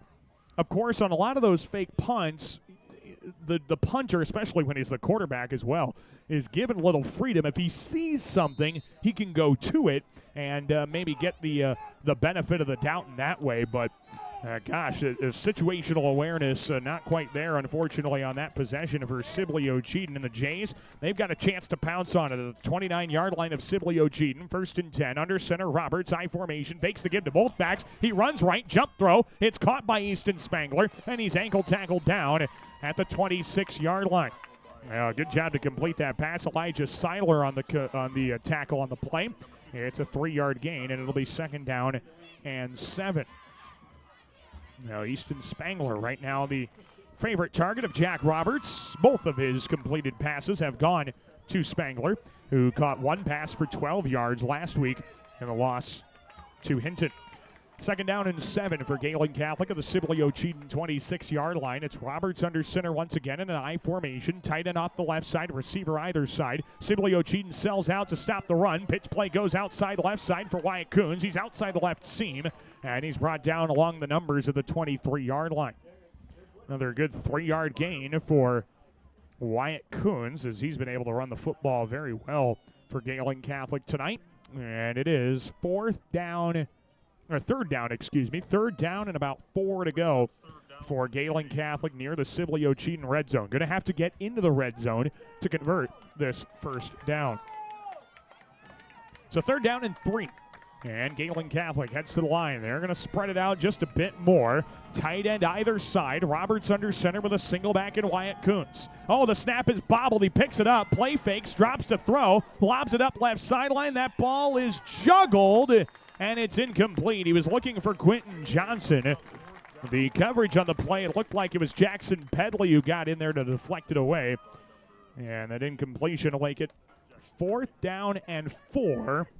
And Gehlen Catholic just outside the 20-yard line will bring in a new formation with different personnel, a little bit of a faster personnel. They're going to bring in 4 receivers. 8:01 to go in the first half. Gehlen up 14-7 on Sibley-Ocheyedan. Jeremy Schindler is walking down the left sideline. It looks like he's going to take this play clock all the way down and use a timeout. So with 8:01 to go in the half, a timeout called by Gehlen Catholic. With the score 14-7, Jays lead. They've got 4th and 4 coming up when we come back to Sibley. You're listening to Gehlen Football on KLEM. Lamar's Physical Therapy wants to wish our student athletes a successful and injury-free season. But if injury occurs, our therapists are here to get you back into the game. No doctor referral needed. Call us at 546-1718. Lamar's Physical Therapy, your hometown therapy provider. At Roosters Harley-Davidson in Sioux City, you can find your perfect ride with bikes, gear, and service you can trust. Find them online at roostersh-d.com or stop by Roosters Harley-Davidson today, where your next ride is waiting. This is Drake Hodson, and you are listening to Jays Football on KLEM. We welcome you back to the Sibley-Ocheyedan High School football field in Sibley. Daniel Versteeg with you on KLEM Lamar's online audio is found at KLEM1410.com. Well, your score with 8:01 to go before halftime, it is Sibley-Ocheyedan 14, Gehlen Catholic 7, and the Jays have a big 4th down once again. It is 4th and 4 for Gehlen Catholic. They spread the formation. 2 receivers line up either side. Looks like man-to-man for the Generals. Motion receiver. No, they are playing zone. Here's the snap to Roberts. Rolls right, looking to throw back to his left. Pressure there. He gets rid of it and throws it complete to Wyatt Coons. No, it is a completed pass, but he was well behind the line of scrimmage. So it is a loss of 10 on the completed pass to the 33. It's a turnover on downs. And Sibley-Ocheyedan will get the football back once again. Well, the Jays couldn't quite dial up another conversion. They've been pretty good in converting on 4th downs here tonight so far, but couldn't quite get that one to go their way. So Sibley-Ocheyedan starts with 7:54 to go in the first half. They'll start with the football at their own 33-yard line. 1st and 10, snap over Kaufman head. He picks it up on the bounce, throws right sideline, and overthrows his target and incomplete, just trying to throw it away. That is the second bad shotgun snap for Sibley-Ocheyedan here tonight. And it'll be 2nd down and 10. Luckily for the Generals this time, the bad snap did not turn into a turnover like it did in their own end zone earlier in this game. And that is one of Gehlen Catholic's 2 touchdowns scored tonight. It's 14-7 in favor of Gehlen Catholic. 7:49 to play here in the first half. And the Generals go under center this time. I think that's a good choice for them. Kaufman, the under center snap, hands off the left side, and the hit is there right away. It's Mason Small stopping Tristan Wingate. He was helped on the play by Kane Kearns. It is going to be no gain on the play. What is that spot? They're going to spot it back at the original line of scrimmage. Should be at least a loss of 2, but it's going to be 3rd and 10. So it'll be 3rd down and 10 here for Sibley-Ocheyedan at their own 33-yard line. As the Generals try and keep this drive alive, went 3 and out in the last possession. And it'll be Hunter Kaufman under center in an I formation once again, a receiver either side. Kaufman takes the snap, fakes the give, bootlegs to his left off the play fake. He's looking to throw up the left sideline. Pressure there with Spangler. He evades one of them, runs into his blockers, running back toward the middle of the field, and he's hit and dropped. He did pick up 4 yards to the 37. They'll give him the 38 as well. A 5-yard pickup there for Kaufman, but it will still be 4th down. 4th and 5, and now the Jays have an injured player down on the field after all of that scrambling by Kaufman.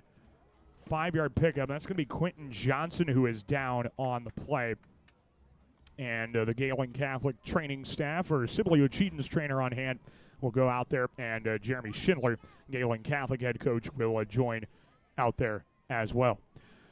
So 4th down and 5 upcoming for the Generals, but as of right now, the attention drawn to Quentin Johnson, who is down on the field. We'll take a quick timeout with 6:42 to go in the first half. Gehlen Catholic leads Sibley-Ocheyedan 14-7, and we're back with more after this from Sibley here on KLEM Radio.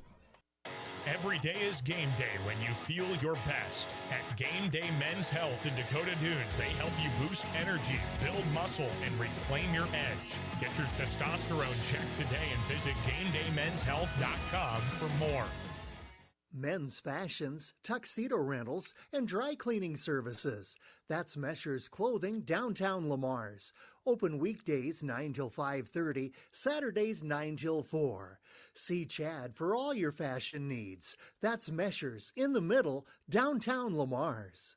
Make sure you can see the ball clearly. Schedule your annual eye exam today at Gretchen Family Eye Care, downtown Lamar's. They'll treat you like family, and they have the most stylish eyewear selection in town. Gretchen Family Eye Care. Wagner Auto Supply is proud to support our area athletes and their families.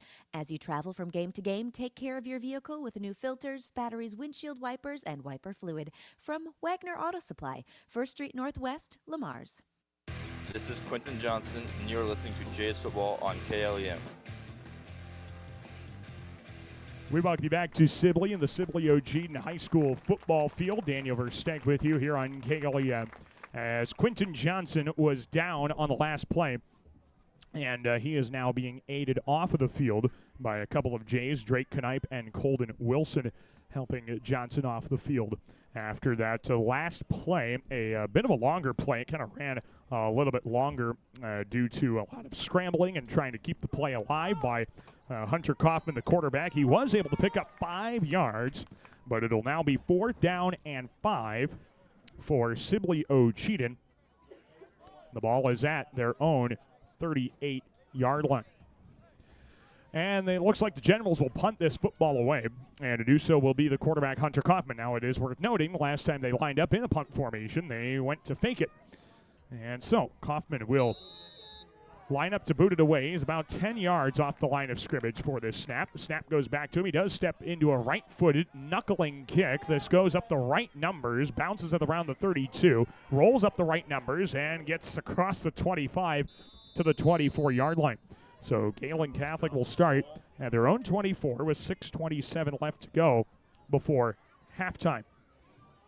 And thankfully for them, their turnover on downs near the red zone has not hurt them in any ways, as they got a chance to extend their lead to 2 scores anyway, 14-7 in favor of Gehlen Catholic. Again, 6:27 to go here in this first half of play. Coming up at half, we'll get you a recap of the first half of stats, get you caught up on what you may have missed in this contest, and we'll get you some scores, probably from around Class A District 1. We'll also get you some scores involving Plymouth County teams. It's all coming up later on our halftime coverage. 1st and 10 of the 24. Roberts goes under center. The Generals bring a blitz. They're right there in the backfield. Coons evades it. He rolls to his right, and now he runs up the right numbers 30. Gets to the 35 to the 40, and he's hit right there, dragged down to the 40-yard line. A great run off the right edge for Wyatt Coons.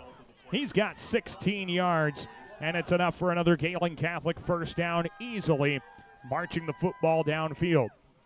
So first down and 10 for Gehlen Catholic at their own 40-yard line as Coons gives them more breathing room just outside of their red zone, now up to the 40-yard line. 6:07 to go here in the first half. 14-7 Gehlen Catholic leads, and the Jays have not scored. Nobody's scored since 4 plays into this quarter. Under center goes Jack Roberts, I formation, a receiver either side. Taking the snap, hand to the fullback. It's Spangler up the middle.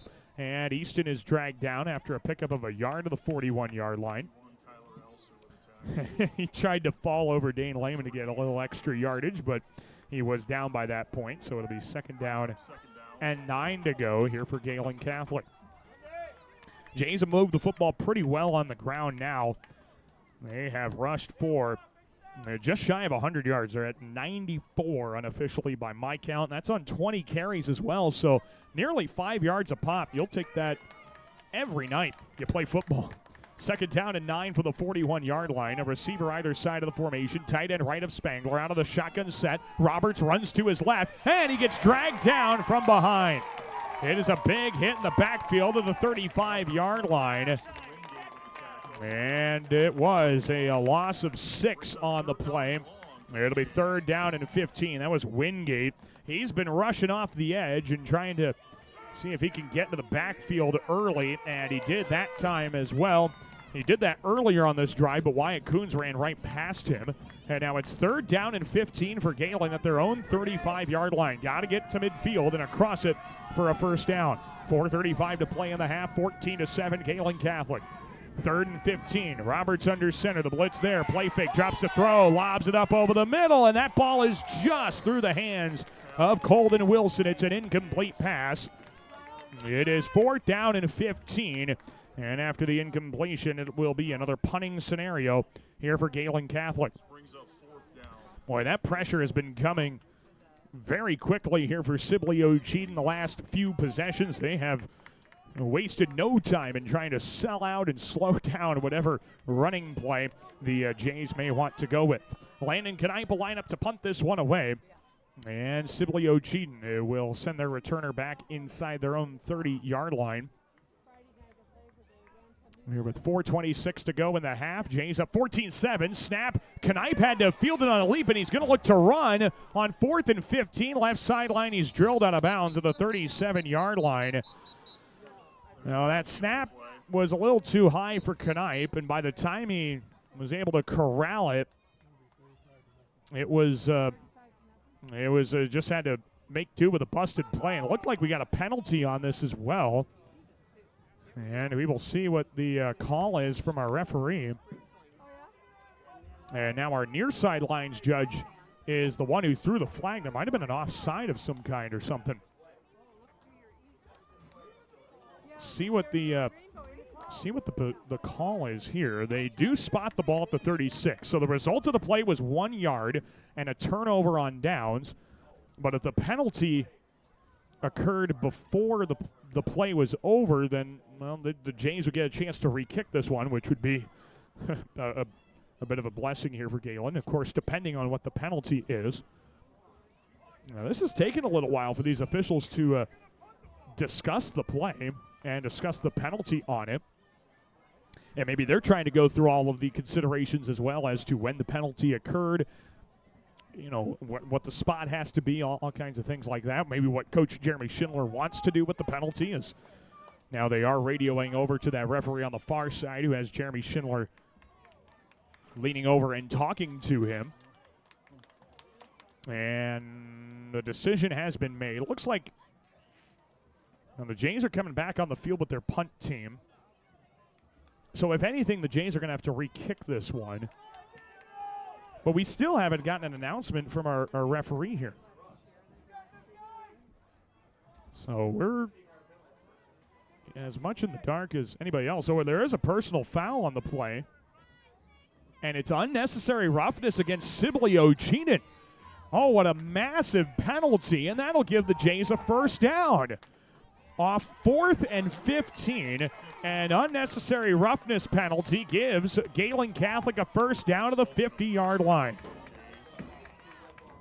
Boy, the Jays catch a massive break there, and with 4:18 to go in the half, it's 14-7 in favor of Gehlen Catholic. So here we go. As the Jays keep their drive alive, they've got a fresh set of downs, and they're in Sibley-Ocheyedan territory at the 49-yard line.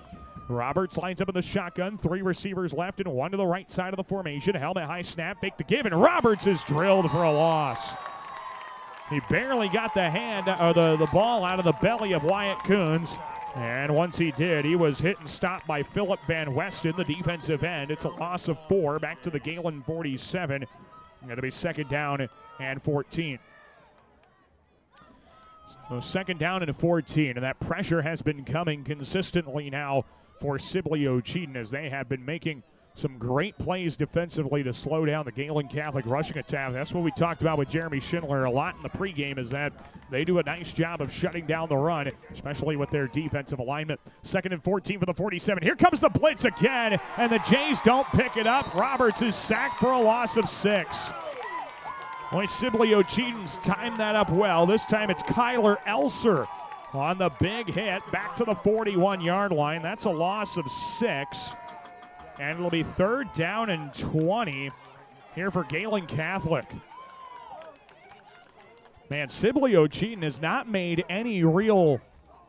They're not really hiding what they're trying to do at this point. They're just rushing and really getting some good pressure and timing up their blitz as well. They've got the snap count down pat. 3 minutes to go in the half. 14-7 Gehlen. Third down and 20. Roberts under center. Tries to get them to jump. They jump back. Hand to the right side. It's Wyatt Coons. Off tackle running right side. He's hit at the line of scrimmage and dropped behind it for a loss of a yard. They'll give him a loss of 2 yards. Back to the 39-yard line. 2-yard loss for Wyatt Coons. It'll be fourth down and 22. And no surprise here, the Jays will line up to punt this one. Boy, that set of downs was really a tough go of things for the Gehlen offense. A lot of negative plays. Couldn't make anything happen. And now it's fourth down and 22, and Landon Knipe will boot this one away as Tate Marco lines up back to return. Here's the snap. It's high. Knipe grabs it, runs to his right. He gets the kick away. He gets hit as he lets it go up the right sideline. That kick runs out of bounds at the 33-yard line of Sibley-Ocheyedan. So Sibley-Ocheyedan will get the football on a punt that goes 28 yards. And it'll be first down and 10 for the Generals. They've got a 2-minute drill with 67 yards staring them down. First down and 10 for Sibley-Ocheyedan at the 33, trailing the Gehlen Catholic football team 14-7. And all 3 timeouts still in use for Sibley-Ocheyedan. So they're going to try and give themselves a chance to score again. Out of the shotgun, Kaufman, the helmet high snap, 3-step drop, rolls to his left. He chases up the left numbers, up the sideline, and he's hit out of bounds after a pickup of about 3. Mason Small on the tackle. They'll give him an extra yard to the 37 as well. It's a 4-yard pickup, and it is second down and 6. As the clock also stops on the play with the run going out of bounds. Second down and 6 for Sibley-Ocheyedan. A minute 52 to play before halftime. Still a 14-7 Gehlen Catholic lead. Really not much scoring here in this second quarter. Out of the shotgun once again is Kaufman. 2 receivers either side. Kaufman claps his hands. A helmet high snap. He grabs with his right hand. 3-step drop. He rolls to his right. He's being chased toward the right numbers. Throws up the right sideline, and the catch is made across the 45 and out of bounds on the play. That is Luke Heilman who makes the catch. And it is a pickup of 8 yards for a first down for Sibley-Ocheyedan. So Luke Heilman on the 8-yard completion. First and 10 for Sibley-Ocheyedan. Ball's at their own 45-yard line. And with that play going out of bounds again, Sibley-Ocheyedan's doing a nice job of salvaging their timeouts and not having to use them until absolutely necessary. First and 10 for the 45. Shotgun set for Kaufman. 2 receivers either side of the formation. And Kaufman takes another helmet high snap. He drops back to throw. Takes a deep shot. Left numbers. And that ball is overthrown just a bit and incomplete of the target, Tate Marco. A couple of Jays came over there in coverage, and Grant Arns and Jack Roberts. But the long ball ends up incomplete. It'll be second down and 10. And that's, if you're going to take a shot at around this time of the, at this part of the field, you got to do so at that point. About second on first down, that's a good time to take a shot if you think you can try and bust one over the top. Minute 38 to go here in the first half of play, and it's 14-7 in favor of Gehlen Catholic. Second down and 10 from the 45-yard line. Kaufman lines up with a shotgun, 2 receivers on either side of the formation, and Kaufman takes a snap, a 3-step drop. He rolls to his right. He's going to look to run. No, he does throw back over the middle. It's caught up the right seam, and the catch made there by Wingate. He's ankle tackled down to the 43-yard line of Gehlen Catholic. It is a 12-yard gain and a first down for Sibley-Ocheyedan. That's their 4th different receiver they've hit in the passing game, and the Generals will use a timeout. With a minute 28 to go here in the first half of play, 14-7 Gehlen Catholic. The Generals are driving. They have 1st and 10 in Gehlen territory. Coming up next here on KLEM Lamar's. Get more because you deserve more with Kylie Petty's Century 21 Pro Link, serving Lamar since 2011. Wishing our local teams a successful season. Visit KyliePetty.com for your real estate needs. Success is born of skill and team. Like the teams playing, CNOS has combined award-winning skill and teamwork into the premier medical facility in the region. For the areas of joint, bone, muscle, nerve, and brain are treated with the skills of comprehensive care from a team of highly trained experts. And CNOS takes care of many of the student athletes in Siouxland. CNOS is proud to bring you this game. Go to CNOS.net to learn more. This is Mason Small, and you're listening to Jays Football on KLEM. We welcome you back to the Sibley-Ocheyedan High School football field in Sibley. Daniel Versteg with you on KLEM Lamar's. Online audio is found on our website at KLEM1410.com. Sibley-Ocheyedan uses their first time out of this first half with a minute 28 to go in the half, and Gehlen Catholic still with a 14-7 lead on the Generals. But Sibley-Ocheyedan is driving. They've got 1st and 10 at the Gehlen Catholic 42-yard line. And so the Jays have to really secure things now. 3 receivers line up left, 1 right. Kaufman, a high snap out of the shotgun, throws left. That ball batted down, and it falls incomplete. It's Mason Small who sticks his hand up there and bats the pass down. 2nd down and 10 upcoming for Sibley-Ocheyedan.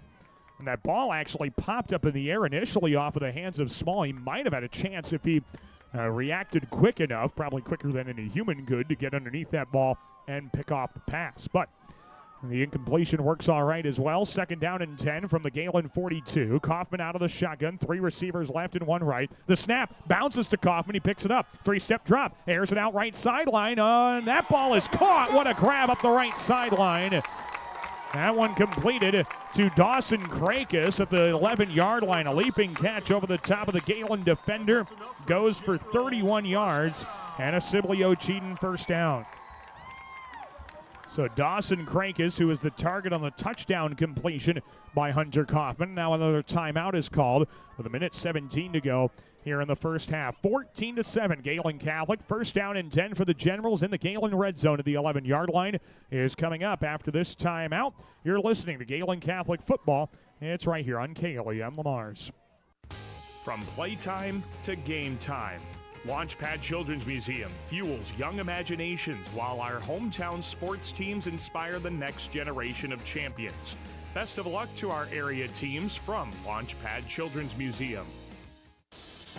Kemp's Dairy of Lamar's is a proud supporter of area athletics. They focus on strong, healthy bodies with all their dairy products. And they continue to strive hard to provide the best possible dairy products to their customers. That's Kemp's Dairy of Lamar's. This is Jeremy Schindler, head coach for the Gehlen Catholic football team. You're listening to Jays Football on 1410 AM, 96.9 FM, KLEM. Well, out of the timeout, it's 1st and 10 for Sibley-Ocheyedan at the Gehlen 11. A high snap. Kaufman gets it down, throws an out route right side. It is caught up the right sideline. And out of bounds at the 7-yard line is Tristan Wingate. That is a pickup of 4. And it will be 2nd down and 6. 2nd and 6, nearing the goal line here and trying to find the end zone for the 2nd time tonight. First time since their first drive of the evening. So here's 2nd and 6 of the 7. Snap back to Kaufman. He runs up the right side, gets to the 5, sheds a tackle, bowls over a defender into the end zone for a Sibley-Ocheyedan touchdown. Hunter Kaufman with a touchdown run right up the right seam. It is his first touchdown run on the ground, and Sibley-Ocheyedan is a point after away from tying this game up. It's 14-13 Gehlen Catholic with 1 minute and 4 seconds left to go here in the half. So Sibley-Ocheyedan will line up for the point after try, and a big one at that, trying to tie this game up. Douglas Macias once again will try and send this one through the uprights. First touchdown run of the year for Kaufman.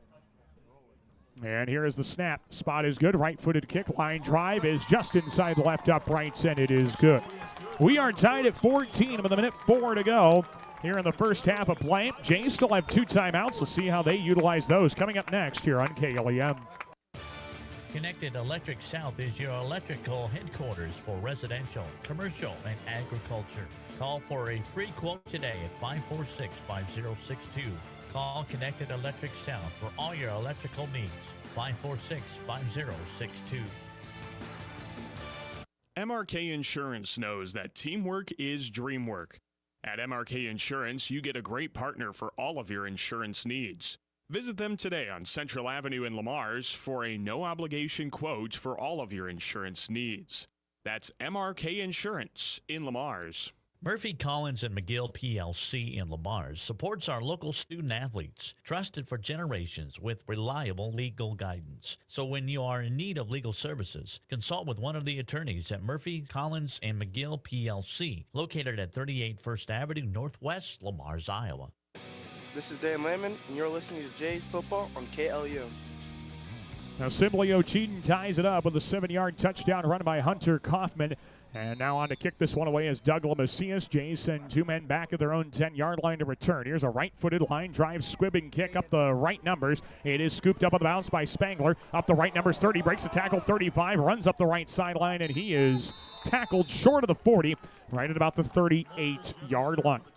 And they'll give him that extra yard to the 39 on the spot, it appears. No, they're going to take that yard away to the 37-yard line. And so that's where Gehlen will start their drive with 58 seconds left to play in the half. Worth noting, the Jays do still have 2 timeouts to utilize. Sibley-Ocheyedan is down to 1. And so that really does not pose itself to be a threat right now for Gehlen Catholic. First and 10 of the 37-yard line. Gehlen Catholic and Sibley-Ocheyedan tied at 14. And Gehlen's trying to break that time before they go into the locker room and then have to kick the ball off to Sibley-Ocheyedan in the second half. 2 receivers either side of Jack Roberts in the shotgun. He takes the snap, fakes the give, keeps out the left side, runs in between the hashes, breaks tackles across the 40, and he's brought down to the 42-yard line. It is a 5-yard pickup for Roberts, and it's 2nd down and 5. Clock is running with 40 seconds to go here in the half, and Gehlen Catholic does not seem to be in too much of a hurry, and understandably so. Field position is a little tricky here. They got a better return. Maybe they could turn it into something, but it's 2nd down and 5 from the 42. 25 seconds left to go in the half. Here's a snap to Roberts, a hand up the middle, and that is Wyatt Coons. Stood up in that pile and brought down for a pickup of 3 to the 45-yard line. That'll make it 3rd down and 2, but I don't believe Gehlen Catholic will run a 3rd down play. And so that will conclude matters here in the first half of action. Gehlen Catholic and Sibley-Ocheyedan are tied up at 14 as both teams head into the locker room. Well, we'll take a break, come back. When we do, we'll give you a first half rundown, get you caught up on all the things you need to know from this first half of play, and we'll get you some scores from around Northwest Iowa, Plymouth County, this district, all that and more coming your way during our halftime coverage. Once again, at the end of the first half, it's Sibley-Ocheyedan 14 and Gehlen Catholic 14. Take a break and back in just a few minutes. You're listening to Gehlen Catholic Football here on KLEM. Certified Public Accountants Cruz & Cruz extend their support to all the athletes and remind everyone, in the spirit of sports, participation is more important than winning. Cruz & Cruz Accounting, proud to be a sponsor of KLEM Sports. Gehlen Catholic School, excellence in education, leadership through Christ. For information, check their website at GehlenCatholic.org. Hey sports fans, this is Perry from the Ace Hardware downtown Lamar's. Maintain your home and yard with advice and products from Ace. We'll help you get it done more efficiently so you have time to go to the next game. Ace Hardware, Lamar's. Peace Pizza House is your destination before and after the game. Whether you need to feed the whole family or just looking to get out before the game, make sure to stop at Peace Pizza House. You'll find many appetizers, burgers, salads, pasta, and of course, Peace Pizza House outstanding pizza selections. Your entire family is sure to find something they're looking for. Peace Pizza House would like to wish our local teams the best of luck this season. Score big with the Sitzman Real Estate Team. Hometown realtors Shane, Peggy, Lance, and Patty are cheering the Lamar's Bulldogs and Gehlen Jays on to a victory. Buying or selling, call the Sitzman Real Estate Team today at 546-7881. For all of your commercial or residential concrete or construction needs, J-Max Construction is ready for you. At J-Max Construction, you can be sure that your project will be handled with great customer service as well as the best-of-class construction and concrete work. Call J-Max Construction and Concrete today at 540-0574. Siouxland Glass is so glad you're supporting local athletes and listening to this great matchup. Siouxland Glass wants me to tell you that if you have a chip or crack in your windshield or need the whole thing replaced, you can call them at 540-9080. Siouxland Glass. Floyd Valley Healthcare wants you to play at the peak of your skills. Don't forget to stretch your muscles, hydrate, and schedule your wellness checks to reach your full potential. Best of luck from Floyd Valley Healthcare in Lamar. Today's banking is about so much more than numbers. It's about people. It's about community. It's about the next generation. Banking is personal. That's what we believe. And that's why we'll always put you first. Northwest Bank. Commitment you can bank on. Make sure your life runs smoothly with an upgraded internet package from Premier Communications, connecting you with the internet speed and television access package that best fits your wants and needs. Premier Communications is happy to support our area coaches, athletes, and the parents who support them. Have a great season. Klein Insulation can provide you with a complete insulation system for your attic, crawl spaces, and foundation walls. Call Kyle with Klein Insulation at 540-5691. That's 540-5691. Touchdown for great times at the Lamar's Eagles Club. Join us Tuesday nights for bingo and don't miss our delicious Wednesday night burger night. Proud sponsors of local athletics where the fun never stops. Visit the Eagles Club this week. This is Lane Knipe and you're listening to Jays Football on KLEM. We welcome you back to Sibley-Ocheyedan High School and for this Gehlen Catholic football matchup where the Gehlen Catholic Jays and the Sibley-Ocheyedan Generals, they are knotted up at 14 points apiece here at halftime of this one. It has been a good matchup to this point, and we're glad you're with us here on KLEM Lamar's, or if you're watching the game on the KLEM Radio YouTube channel. Really appreciate you tuning in as well, and we appreciate our great sponsors bringing you that coverage as well, like Easy Clean Car Wash, Julie Hurt at Century 21 ProLink, Peace Pizza House, and Northwest Bank. Well, again, your halftime score in this one, it is Gehlen Catholic 14, Sibley-Ocheyedan 14. After a very eventful first half, these two teams really not holding anything back. The Generals really marched down the field on their first drive, got into the end zone. It was a 90-yard scoring drive. That really set the tone for them. But then after the Jays struggled on their first two drives, got a jolt of energy with a turnover that ended in a touchdown right away. A Mason Small interception for a touchdown. That made it 7-7 early on. Then the very next play that Sibley-Ocheyedan had offensively, that ended in a fumble that was recovered by Kane Kearns as well. And so that gave the Jays some extra momentum as well. And boy, you are at that point, you're really building a lot of things. But unfortunately, after the Generals turned the ball over twice, they have not turned the ball over since, and Gehlen Catholic has not been able to score the football since as well. So those turnovers have led to points frequently, but it has been a bit of a struggle since then in finding the end zone for Gehlen Catholic. They've had their chances, but just have not been able to turn it into anything substantial when it comes to scoring the football. The Generals, after it was 14-7 on that fumble, recovered and then turned into points. They traded turnover on downs with Gehlen Catholic, some punts, and then the Generals had all 3 timeouts and a 2-minute drive. Ended in a 7-yard touchdown run by Hunter Kaufman, and that is how we ended up being tied at 14 points apiece going into the locker room for halftime. And before we kind of dive into all the numbers and things like that, worth noting that Sibley-Ocheyedan will be getting the football to start the second half of play here tonight. Well, let's run down some of the numbers here in this contest. We will get started here with some of the total offensive numbers for Gehlen Catholic and for Sibley-Ocheyedan. We'll break that down for you, and then we will also get you a rundown of some individual numbers in this contest, and a battle that has been really exciting so far from an offensive and defensive standpoint to this point. Offensively for Gehlen Catholic, they are rushing the football for a total of 84 yards and are passing for just a total of 3 yards, and that means they have only accumulated a total of 87 yards of offense. Individually, they are led by Wyatt Coons. He's carried the football 12 times for 69 yards and a rushing touchdown. Easton Spangler, 4 carries for 16 yards. Jack Roberts right now is 3 of 6 passing the football for just a total of 3 yards. 2 of those completions going for 13 yards for Easton Spangler.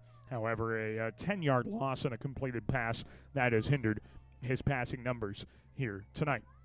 For Sibley-Ocheyedan, the Generals have had a couple of big plays that set up their first touchdown of the night.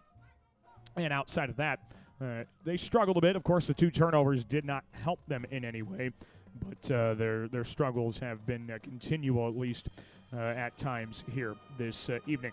Their total offensive numbers, as we add that up for you, they have rushed the football for 65 yards, have thrown for a total of 93 yards, and that all equals 158 yards of total offense. On the ground, they are led running the football by Gavin Hench, just 2 carries, but he's totaled 44 yards rushing in those 2 carries. 4 carries for 19 yards for Hunter Kaufman, and a rushing touchdown, actually 5 carries for 26 yards. Should add 7 yards to that. Did not add his touchdown run, but that touchdown run did tie the game late in the half. Throwing the football, Kaufman has completed 6 of 13 passes for 93 passing yards. 2 of those completions have gone for 46 yards and a touchdown for Dawson Krakus. A completed pass of 23 yards to the tight end Tanner Grease. Another completed pass of 8 yards for Luke Heilman, and 2 completed passes to Tristan Wingate for 16 yards as well. So Sibley-Ocheyedan has had more success passing the football. Jays have actually had more success running the football, in spite of the fact that, man, Sibley-Ocheyedan has done an outstanding job bringing pressure, really timing up their blitz as well, and stuffing any of those run gaps that the Jays may have had developing. So it's they've been successful running the football, yes, but that's not something that they're going to be able to do here the rest of this game if they don't figure out a way to recognize those blitzes, try and either get them to show it early that they can recognize it, or pick it up late and see if that can get them some ability to shut it down as well. But again, your halftime score, Sibley-Ocheyedan 14, Gehlen Catholic 14. Generals are going to get the football to start the second half of play, and we'll see if Gehlen can maybe set the tone on defense again. Their defense, of course, forcing turnovers. That set the tone for their offense in the first half. Got to see if that can pick them up once again in the second half of play. We're going to take a break. When we come back, we'll get you some scores from around Northwest Iowa, scores around Plymouth County, scores around Class A District 1, and more. That's all coming your way in just a few minutes as Gehlen Catholic and Sibley-Ocheyedan, they are tied up at 14 here at the halftime break in this Class A District 1 contest. Back with some scores around Northwest Iowa coming up in just a moment here on KLEM Radio. Willow Lodge Pet Resort wants to wish all of our area athletes best of luck in tonight's game. Whether leaving town for vacation or just need a place for your pet during the workday, See Willow Lodge Pet Resort today on Prospect Street in Lamars. Young and old alike enjoy the competition of high school sports. Some participate, some watch, and some remember how it was. It's only a game, but it offers great life lessons and memories that last a lifetime. A few thoughts from Dan and Lori Rexwinkle of Rexwinkle Funeral Homes in Lamars and Akron.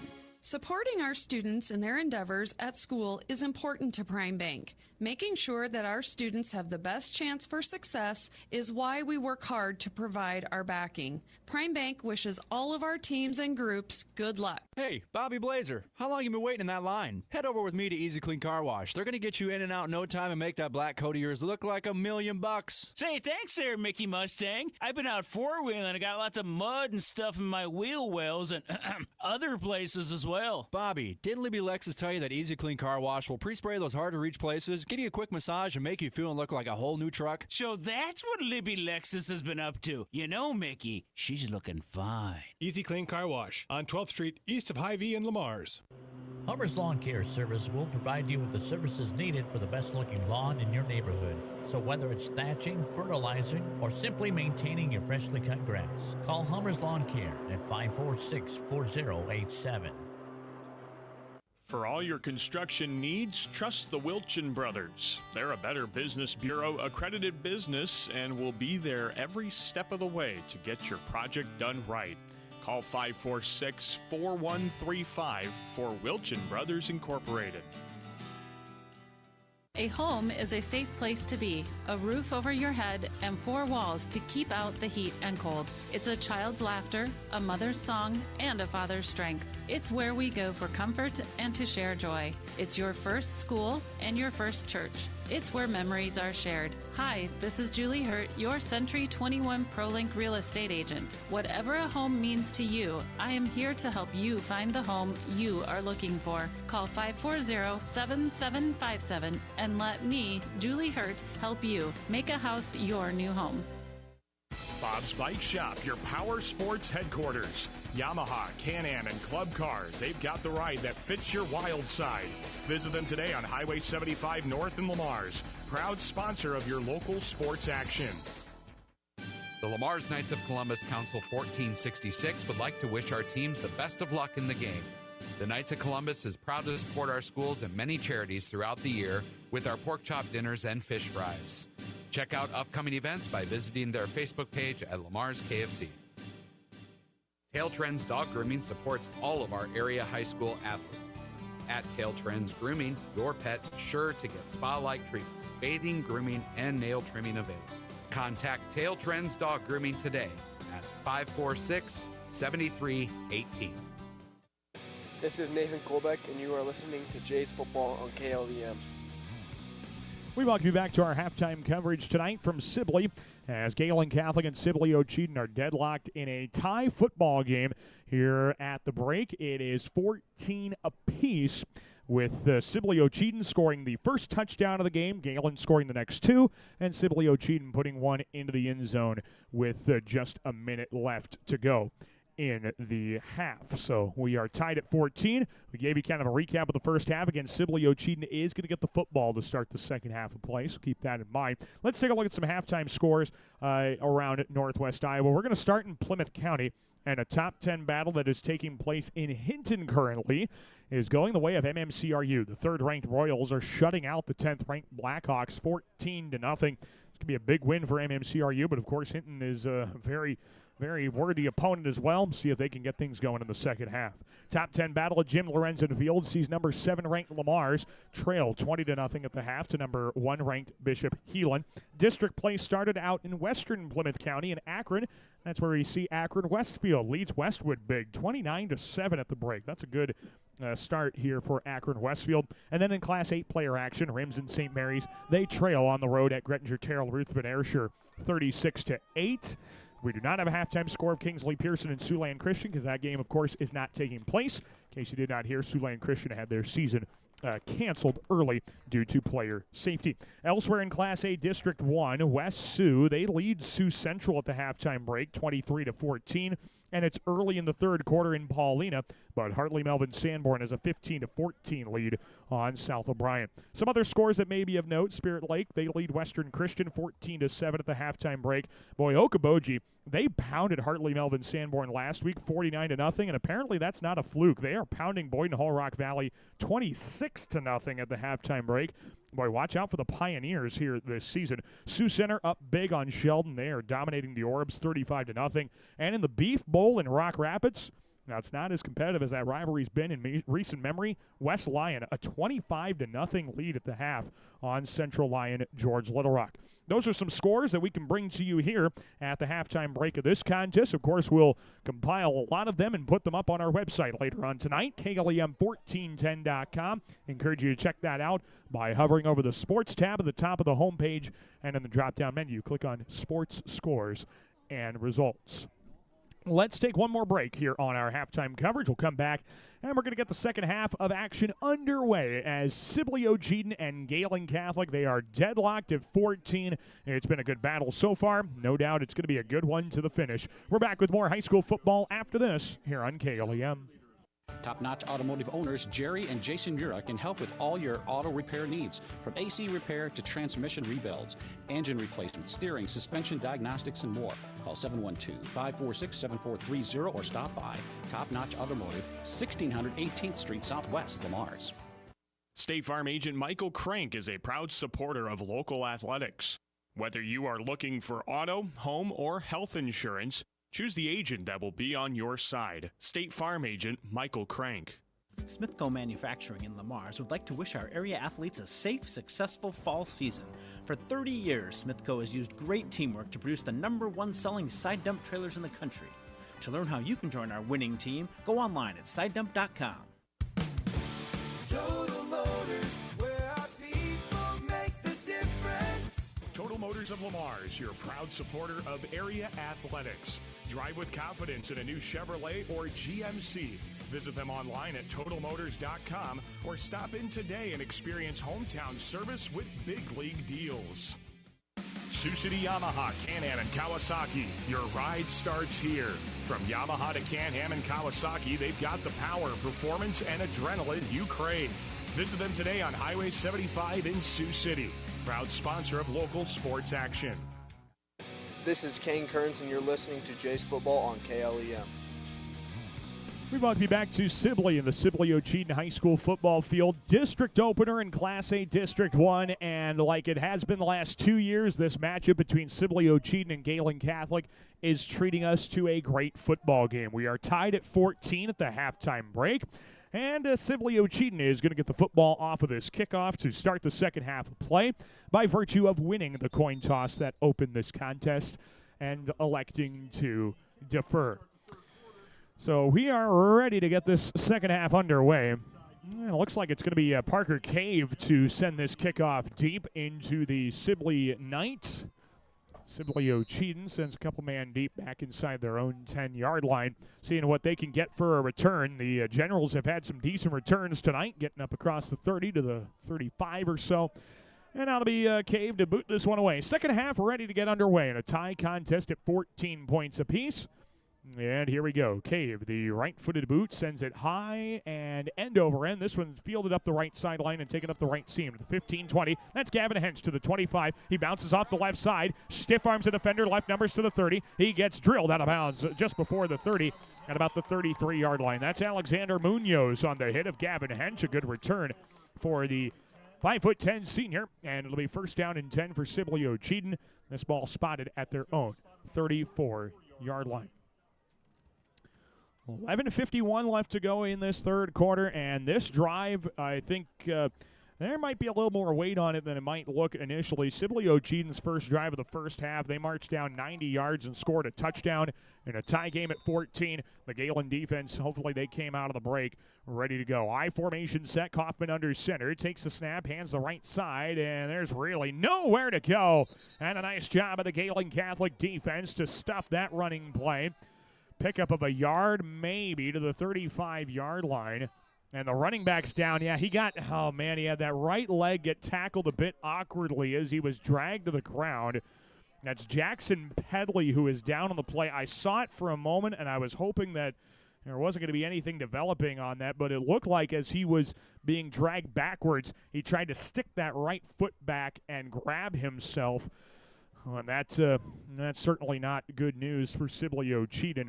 He was, if there was a running back that ran the football effectively for them last week, it was Jackson Pedley, although really the running back that ran the football well for them was their quarterback in Hunter Kaufman, but Pedley is down.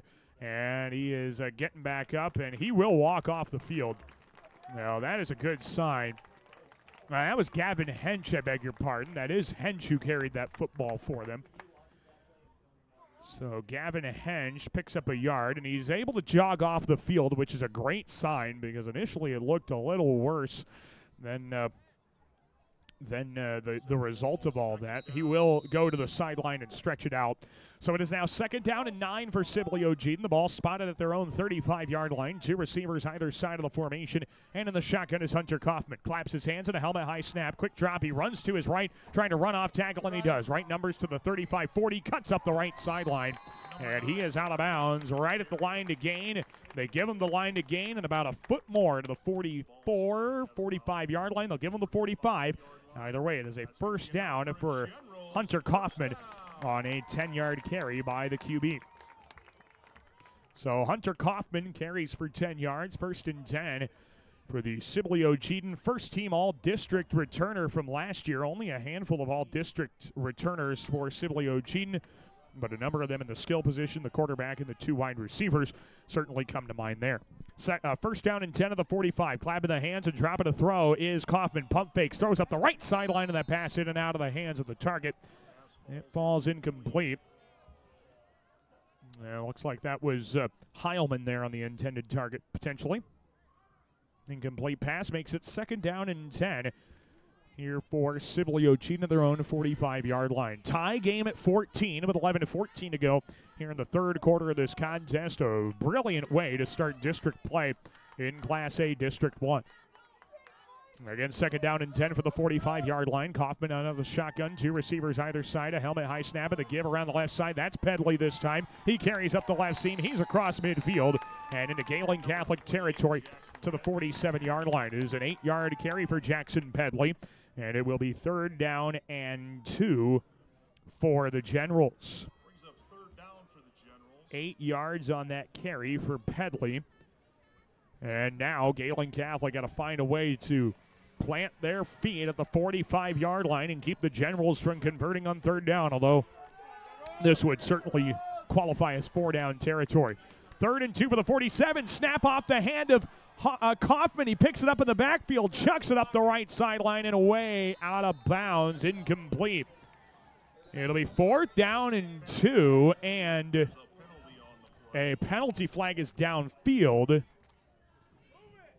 And it is thrown by the umpire in the middle of the field, but he threw it downfield, about 5 yards downfield. Might have an ineligible man downfield. We'll see if that is the call.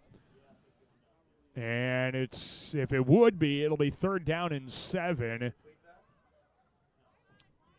They are going to pick up the penalty flag either way. So nothing too badly lost. It's 4th down and 2. Oh, but Jeremy Schindler, he is not happy. He walks up the sideline, gesturing over to the official, saying, why in the world is that flag picked up? Well, he does not like that call. It'll be 4th down and 2 after the incomplete pass. The ball is spotted on the right hash of the 47-yard line of Gehlen Catholic. 4th down and 2, and now this 4th down play becomes massive. Under center there is Hunter Kaufman. I formation set. They're going to try and tush push him. A quarterback sneak up the middle, and he's got a 1st down to the 44-yard line of Gehlen Catholic. The near lines judge has a 1st down, and the far side lines judge does as well. It's a 3-yard gain to the 44. 1st down and 10 for Sibley-Ocheyedan as they get just enough to keep the drive alive on 4th down. And you get that quarterback sneak, and you are able to aid the runner to a certain extent, pushing him as long as you are not 2 hands extended pushing him up the field. That is when it becomes a penalty. First down and 10 for Sibley-Ocheyedan, now at the Gehlen 44-yard line. Two receivers split out either side. The snap juggled, caught by Kaufman on his backhand, steps up the middle, evades a tackle, runs up the right numbers 40, sideline to the 35, and he is shoved out of bounds just shy of the 35. They spot him at about the 38-yard line. It is 6 yards on the carry for Hunter Kaufman after it should have been lost. The Jays had about 3 or 4 guys back there and could not quite make the stop defensively. So it will be, say, about second down and about 3 to go here at the 37-yard line of Gehlen Catholic. Sibley-Ocheyedan moving the ball well, tied at 14, 9:54 to go in the third quarter. 2nd and 3 for the Generals at the Gehlen 37-yard line. I formation, the snap back to Kaufman, hands off the right side. The carry off tackle gets a first down across the 35 and out of bounds at about the 33-yard line. Gavin Hench back on the field. That is good to see that he's not hurt, but he is making an impact right away for Sibley-Ocheyedan on a 4-yard carry on second down. It is a first down for Sibley-Ocheyedan at the Gehlen Catholic 33-yard line.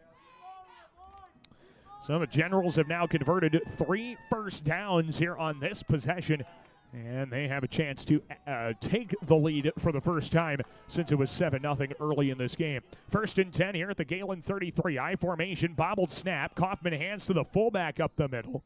And there's not much doing. Up ahead to about the 31-yard line. That's Jackson Pedley, the fullback, on a pickup of 2. And it'll be 2nd down and 8 on that short carry. Sibley-Ocheyedan has really not taken a whole lot of time off of this clock. A lot of their plays have gone toward the sideline to the boundary to go out of bounds, but this is really the first one that's kept the clock moving. 2nd down and 8 for Sibley-Ocheyedan. Ball spotted at the Gehlen 31-yard line. 9:15 to go here in the third. Tied at 14. Generals go under center. I formation once again. Kaufman takes the snap, fakes the give to the fullback. Hands off the right side. Now cutting it back up the middle. This is Gavin Hench. He spins out of a tackle and continues forward up across the 25 to the 22-yard line. Gavin Hench with a carry of 9 yards, and it's enough for another Sibley-Ocheyedan first down. Boy, these have been some great running plays for Sibley-Ocheyedan on this possession as Gavin Hench picks up 9 yards rushing the football. First down and 10 for the Generals, just under 9 minutes to play here in the third quarter. And Gehlen Catholic and Sibley-Ocheyedan, they are tied at 14. 1st and 10, 3 men in the backfield. Under center once again is Kaufman. He takes the snap, pitch play right. That's Hench. He tries to cut it back up the middle, and he is stopped for a loss. The Jays get an initial push there. And it looked like it was Drake Hodson on the hit. Maybe Dane Lehman in there as well. It's a loss of a yard to the 23-yard line, and it will be 2nd down and 11 on the first negative play of this drive. The Generals have gained 0 on this drive, but hadn't lost yardage yet until that play. 2nd down and 11 for Sibley-Ocheyedan, now the Gehlen 23. 8:10 to go in the third, tied at 14. 3 men in the backfield under the center, and it's a pitch play to the left side. This looks like it's Dawson Krakis up the left numbers to the 20. No, that's Wingate this time.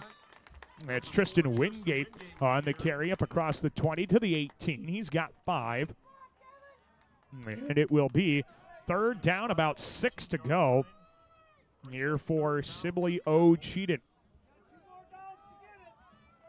So here we go. It is 3rd down and 6, and this is crucial. Now inside the red zone, you got to imagine Sibley-Ocheyedan's in 4-down territory. Got to find a way to slow things down on 3rd down. 3rd down and about 6 from the 18. Snap, play fake, drops to throw, passes middle. That ball is caught inside the 5. And a touchdown saving tackle for the moment takes place at the 2-yard line. That is a tight end once again in Tanner Grease, who makes the catch for 16 yards. It is 1st down and goal for Sibley-Ocheyedan from 2 yards out. The Jays did a good job standing him up, but Grace had to fight through a few defenders to make that catch. 1st and goal now at the 2. Kaufman goes under center. 3-man backfield with split backs dotting the under center set. It's a quarterback keep off the right side. Kaufman toward the goal line, and he's in for a Sibley-Ocheyedan touchdown. A little 2-yard quarterback sneak. It's been effective for the Generals here tonight. And Sibley-Ocheyedan takes their first lead since early in this game. It is now 20-14 Generals here with 7:35 left to go in the third quarter. Well, just a little quarterback keeper. It ends in a touchdown. And Sibley-Ocheyedan, a point after try upcoming for Douglas Macias. He is perfect on his 3-point after kick so far this season. Come off the hold of Tate Marco once again. Here is the snap, the spot. He got it down a little late. The right-footed kick does sneak inside the right upright and is good anyway. With a score now, 21-14, Sibley-Ocheyedan. Gehlen Catholic will get their first possession revved up here in the second half of play. See what they have in store for us coming up next here on KLEM Radio. Get the winning team on your side with experts at Exit Realty Midwest Lamars. Misty Zeck, Dave Close, Austin Sitzman, Abby Phillips, Jody Adler, Alec Ryken, and Clark Goodchild are ready to help you call the plays when it comes to buying or selling your home. Learn more at ExitRealtyMidwest.com. Quality Lube of Lamar's is proud of all our Plymouth County athletes. At Quality Lube, they focus on you, the customer, to ensure that they can keep you on the road when you need to be. From diagnostic repair to routine oil changes, Quality Lube can do it all. This is Jack Roberts, and you are listening to Jay's Football on KLEM. And we welcome you back to Sibley-Ocheyedan High School here in Sibley. And for this district opener in Class A District 1, Daniel Versteg with you here on KLEM. Gehlen Catholic trails this contest now 21-14 as Sibley-Ocheyedan goes 14 plays, 66 yards in just a little over 4 minutes, and ends with a 2-yard touchdown run by Hunter Kaufman. As Sibley-Ocheyedan now leads it 21-14. Gehlen Catholic will line up to return this one. The Generals have lined up for pooch kicks all night, or squibs, I guess. They squibbed one late in that first half of play. So here we go. Douglas Macias lines up. He'll kick this one away from his own 40-yard line. He approaches and sends a right-footed kick high and deep up the right numbers. This bounces past Wyatt Coons. He fields on the hop of the 6-yard line. Looks to run it out up the right seam. 10 to the 15, 20. He's wrapped up and drilled down at the 22-yard line. Coons made a little something out of it, but really couldn't do much with the hand he was dealt on that kick that bounced past him. 7:29 to go in the third quarter, and Gehlen Catholic will have the football for the first time here in the second half. And work to do as the Jays now trail it 21-14 against Sibley-Ocheyedan here with 7:29 to go in quarter number 3. Again, Gehlen Catholic's 2 scores have come either directly or indirectly off of turnovers. The one for the first score came on the interception in the end zone, and then the second score came immediately following the fumble on the ensuing drive. First and 10 for Gehlen Catholic at the 22-yard line. 2 receivers either side of Jack Roberts in the shotgun. Coons off his left hip in the backfield. He takes a snap through his hands. Roberts picks him up, and he's sacked right away. After the snap went through his hands, he's hit immediately after on the play by the defensive end, Aiden Meyer. Roberts loses 8 yards to the 14-yard line. It'll be second down and 18 on the negative play. But once again, Sibley-Ocheyedan continues to bring the pressure, and they're blitzing off the edge pretty hard. And right now it's been tough for Gehlen Catholic to pick it up. And we'll see if they can adjust to it again here in the second half of play. Second down and 18 for Gehlen Catholic at their own 14, trailing Sibley-Ocheyedan 21-14. Tight ends either side of the formation, receiver either side. Roberts quick drop, throws toward the left seam, and that ball is incomplete.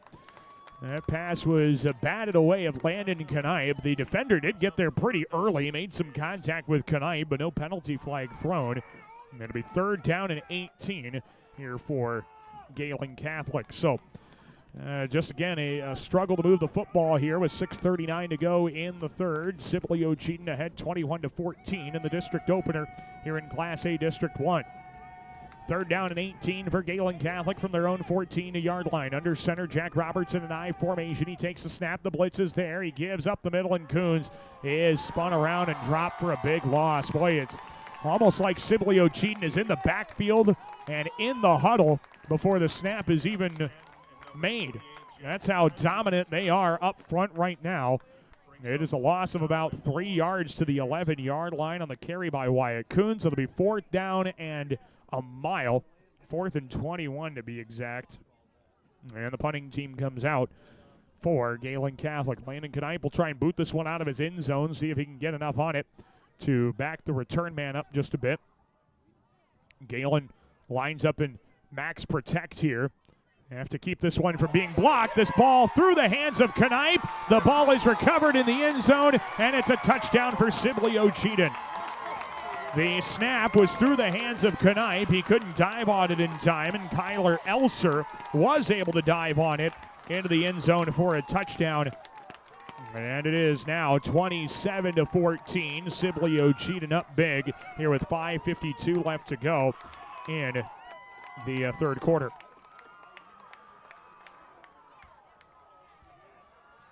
So Sibley-Ocheyedan capitalized on the bad snap. The recovery, again, they brought pressure. They've been doing that. Special teams offensively doesn't really matter. At this point, they have sold out to the blitz and filling gaps in that regard. Point after try upcoming for Doug Lemasius with 5:52 left to go in the third quarter. Sibley-Ocheyedan ahead 27-14 on that bad snap, recovered in the end zone for a touchdown. Low snap here on the point after try. The kick is toward the right upright, and it is just inside it, and it is good. Doug Lemasius converts the point after, and with 5:52 left to play here in the third quarter, Gehlen Catholic trails Sibley-Ocheyedan 28-14. We will take a break, and Jays will get the football back coming up next here on KLEM. When it comes to service, your Lamar's Hy-Vee is #1 for shopping both in-store and online. Save with the Fuel Saver Plus Perks Rewards program at Hy-Vee, where there's a helpful smile in every aisle. Game on, Lamars. Looking for a winning team for your finances? Join Cent Credit Union. As a member-owned cooperative, Cent is all about you, your goals, your community. Let's score big together. Visit centcu.org today, where your success is our play. This is Drake Hodson, and you are listening to Jays Football on KLEM. We're back to Sibley and the Sibley-Ocheyedan High School football field. Daniel Versteg with you on KLEM Lamar's. Online audio can be found on our website, and that is KLEM1410.com. You can also watch this game live on the KLEM Radio YouTube channel. It's a great way to consume high school football here in Plymouth County, Lamar's. We have games all throughout the regular season, so check it out each and every Friday night. It's 28-14, Sibley-Ocheyedan leading Gehlen Catholic, and the Generals line up to boot it away. Doug Lemasius, a line drive, spinning kick. It bounces by the up back. It rolls to the 10-yard line and picked up by Wyatt Coons. He jukes a defender right number, sheds a tackle 15, and he's out of bounds across the 20. Tackled out of that bounds there at about the 23-yard line. Thank goodness Coons was backing up the play. Otherwise, the Jays would have been in a world of hurt once again. First down and 10 for Gehlen Catholic. The ball spotted at their own 23-yard line here with 5:45 left to go in the third quarter. Well, what's been bad has gotten worse as the third quarter has gone along here for Gehlen Catholic. They forced a punt on 3 and out on their last possession, and the snap on the punt results in a fumble. It is recovered in the end zone by Sibley-Ocheyedan, so that's why it is a 2-score game. Largest lead for either side as Jack Roberts lines up in the shotgun. Generals step up for blitzing, and it looked like we might have had a jump. Yeah, it looks like Gehlen Catholic might have jumped, but the question would be, did the Sibley-Ocheyedan defender get into the neutral zone and cause it? But I don't think so. It's going to be a false start on Gehlen Catholic. So a 5-yard penalty for the Jays will back them up into their own red zone. And, well, again, they are just piling on. Unfortunate play after unfortunate play. It'll be 1st and 15 for Gehlen. Ball's at their own 18-yard line. Here with 5:43 left to play in the third quarter of action. Gehlen Catholic down 28-14. Work to do. Roberts under center in the I formation. And a jump at the line. This is going to result in a penalty, and it goes against the defense. So we'll go back to 1st and 10 with an encroachment or offside penalty. And our officials just confirming that they all saw the same thing. And they did. It's a 5-yard penalty. So the false start followed by the offside means we have not gained anything. We've not lost anything on this drive for either side. It is 1st down and 10 for Gehlen Catholic at their own 23-yard line. So the Jays now reset this possession. 1st and 10 from the 23-yard line. Under center goes Jack Roberts in an I formation, a receiver either side. And Roberts takes the snap. He pitches it left. Wyatt Coons trying to run off tackle left side. Jays have had success with it. They have it again up the left sideline across the 30 to the 35. And he's dragged out of bounds across the 35. And he's out of bounds at about the 38-yard line. A pickup of 15 yards and an off-tackle run for Wyatt Coons. That has had success tonight. And it's a first down for Gehlen Catholic. Coons is now rushed 14 times for 81 yards and a touchdown. And I would have to imagine a lot of his chunk plays have come on pitch plays to the outside. I guess if there's a way to slow down guys selling out for the run right up the middle, try and bounce it outside, and the Jays have done that well here a few times here tonight. 1st and 10 for Gehlen Catholic at the 38. And if you do that enough, God, it's got to alleviate some pressure there in the middle. Roberts goes under center, I formation. Here comes the blitz shown. The snap bobbled by Roberts. He picks it up, tries to make something out of it, and is able to pick up a couple of yards to the 40-yard line. Just 2 on the play. 1, to the 39. It'll be 2nd down and 9 for Gehlen Catholic. So just a yard there for Roberts, who's lucky to get anything positive instead of negative on that play. 2nd down and 9 for Gehlen Catholic from their own 39-yard line. Try and spread the formation out a bit. 2 receivers on either side. Out of the shotgun set is Roberts. Looks like it's Easton Spangler in the backfield off his right hip. The snap and a quarterback designed run to the right side. Roberts tries to fall forward, and he gets stopped right across the line of scrimmage for a yard to the 40-yard line. It is 1 yard picked up. Going to be 3rd down and 8 for Gehlen Catholic. Here for Gehlen Catholic at their own 40-yard line. 4th down and 8 from the 40 upcoming. And Gehlen Catholic forced to punt this football once again. They did pick up 1 first down this time, but have not been able to build off of it to this point. So 4th down and 8. Here's Landon Knight back to boot it away. 28-14 Sibley-Ocheyedan. 4:05 to go in the 3rd. And here's a snap back to Knipe. He runs to his right and gets a right-footed line drive, spiraling boot. It runs up the right seam across the 45, and it is down there at the 30-yard line. Tate Marco understandably wants no part of that punt. And that punt nets 30 yards for Gehlen Catholic. 1st down and 10 for Sibley-Ocheyedan. Ball is spotted at their own 30-yard line with 3:55 left to go in the 3rd. And the Generals ahead 28-14. But this is really where Sibley-Ocheyedan could deliver a knockout blow, as they've already scored once offensively, scored once defensively, or I guess with special teams, and now have a chance to do so once again. 1st and 10 for Sibley-Ocheyedan at the 30-yard line. And they make a late change of their offensive personnel. Kaufman goes under center. They've got those 3 guys in the backfield once again. When they've run this formation exclusively, it's worked well. Kaufman drops back to throw. He passes over the middle, and a leaping catch made by the tight end, Tanner Kreese. He hangs on across the 45 to the 47-yard line. That is a pickup of 17 yards. That little pop pass over the top has been incredibly successful tonight for Sibley-Ocheyedan.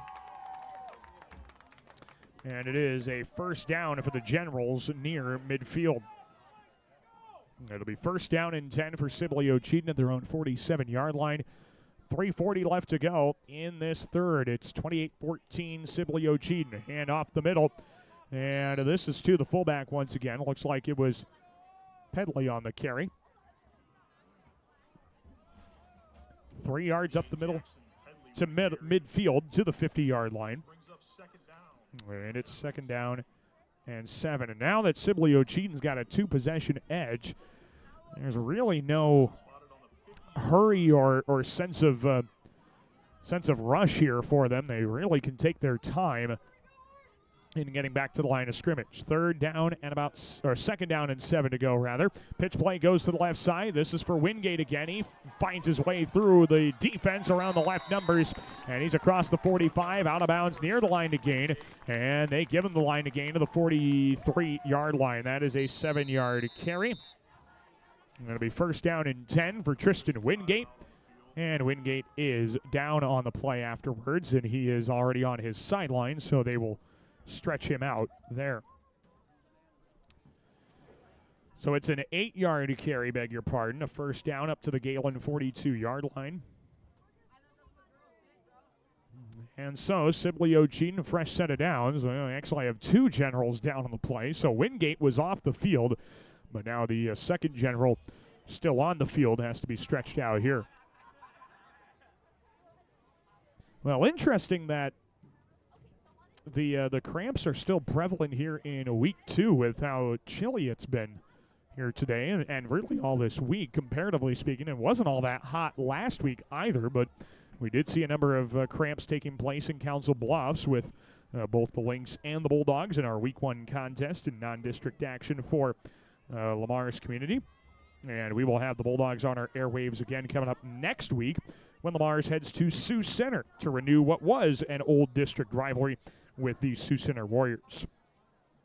And we'll get you a score update on how the Bulldogs are doing. Their game is flying by. They're already late in the 4th quarter of that contest, so we'll catch you up on that contest once we get an opportunity. Let's step aside. We'll take a short break and come back with more Gehlen Catholic and Sibley-Ocheyedan football after this on KLEM. Williams & Company, certified public accountants, congratulates all area athletes in support of excellence, good sportsmanship, and the spirit of teamwork. A proud sports sponsor, Williams & Company CPAs, your full-service business advisor with a local office in Lamar's. Colbeck Incorporated is proud to support local high school athletics. They encourage you to play hard and play smart and always show good sportsmanship. Best of luck from your friends, Brian, Kevin, and Wayne Colbeck. This is Quentin Johnson, and you're listening to Jays Football on KLEM. Coming out of an injury timeout, 1st and 10 for Sibley-Ocheyedan at the Gehlen 42. Snap to Kaufman. He keeps off the right side. And just a little quarterback sneak. Right side. He picks up 3 yards to the 39-yard line. And it is 2nd down and 7.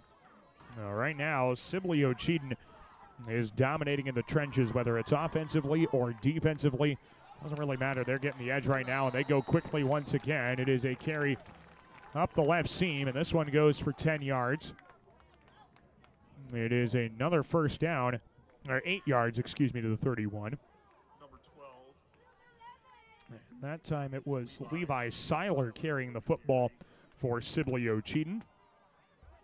So it doesn't really matter who's got the football right now as Sibley-Ocheyedan continues to move the ball well. First down and 10 for the Generals at the Gehlen Catholic 31. Under center is Kaufman. 3 men in the backfield. He takes a snap, gives to the fullback. Pedley stood up in that pile, and they're not getting any forward progress. He was stopped at the line of scrimmage, so they mark him down there for no gain. It is 2nd down and 10. 2nd down and 10 here for Sibley-Ocheyedan at the 31-yard line. Score update at Jim Lorenzen Field. 3:53 to go. Lamar's community just scored. It is now 20-12. Bishop Heelan leads. So the Crusaders had that 20-0 lead at the half. Bulldogs have trimmed it to within 8 and just failed a 2-point conversion to try and get it to 6. Keep you up to date on that game. Bulldogs still have 2 timeouts left.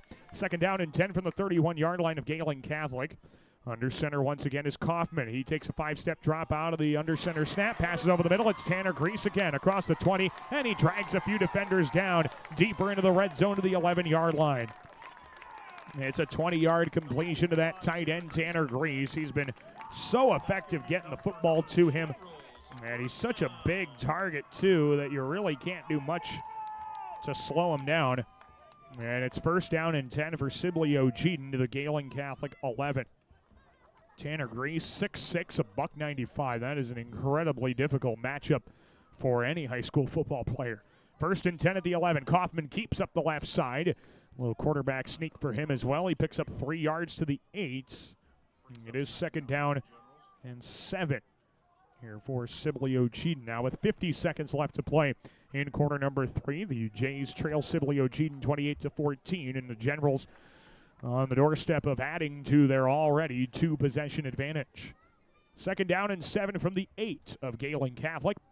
Under center is Hunter Kaufman. 3 men in the backfield, a receiver, a tight end either side of the formation. Jays line up to stop the run. They hand off the left side. The carry for Seiler gets 2 yards to the 6. It's Luke Seiler once again. Levi Seiler, I beg your pardon. 2 yards to the 6 for Seiler. It'll be 3rd down and 5. And we might see that 3rd down 5. We will see that 3rd down and 5 play coming up in quarter number 4. Your score at the end of 3, it is Sibley-Ocheyedan 28, Gehlen Catholic 14. We'll take a break, and we're back with the 4th quarter. Coming up next, you're listening to Gehlen Catholic Football on KLEM. Lamar's Community Athletic Boosters are proud supporters of this broadcast. Hard work and determination are vital to the success of our area athletics. The Lamar's Community Athletic Boosters are proud to stand behind our athletes and coaches as they work toward success on the field and in the classroom. Peace Pizza House is your destination before and after the game. Whether you need to feed the whole family or just looking to get out before the game, make sure to stop at Peace Pizza House. You'll find many appetizers, burgers, salads, pasta, and of course, Peace Pizza House outstanding pizza selections. Your entire family is sure to find something they're looking for. Peace Pizza House would like to wish our local teams the best of luck this season. At American Bank, we believe in offering you what you want in a bank. Free checking, free debit and ATM cards, extended lobby and drive-up hours, competitive loans and deposit rates, online and mobile banking with bill payment and mobile deposit services. American Bank, achieving success together for over 130 years. Member FDIC and equal housing lender. This is Mason Small, and you're listening to Jays Football on KLEM.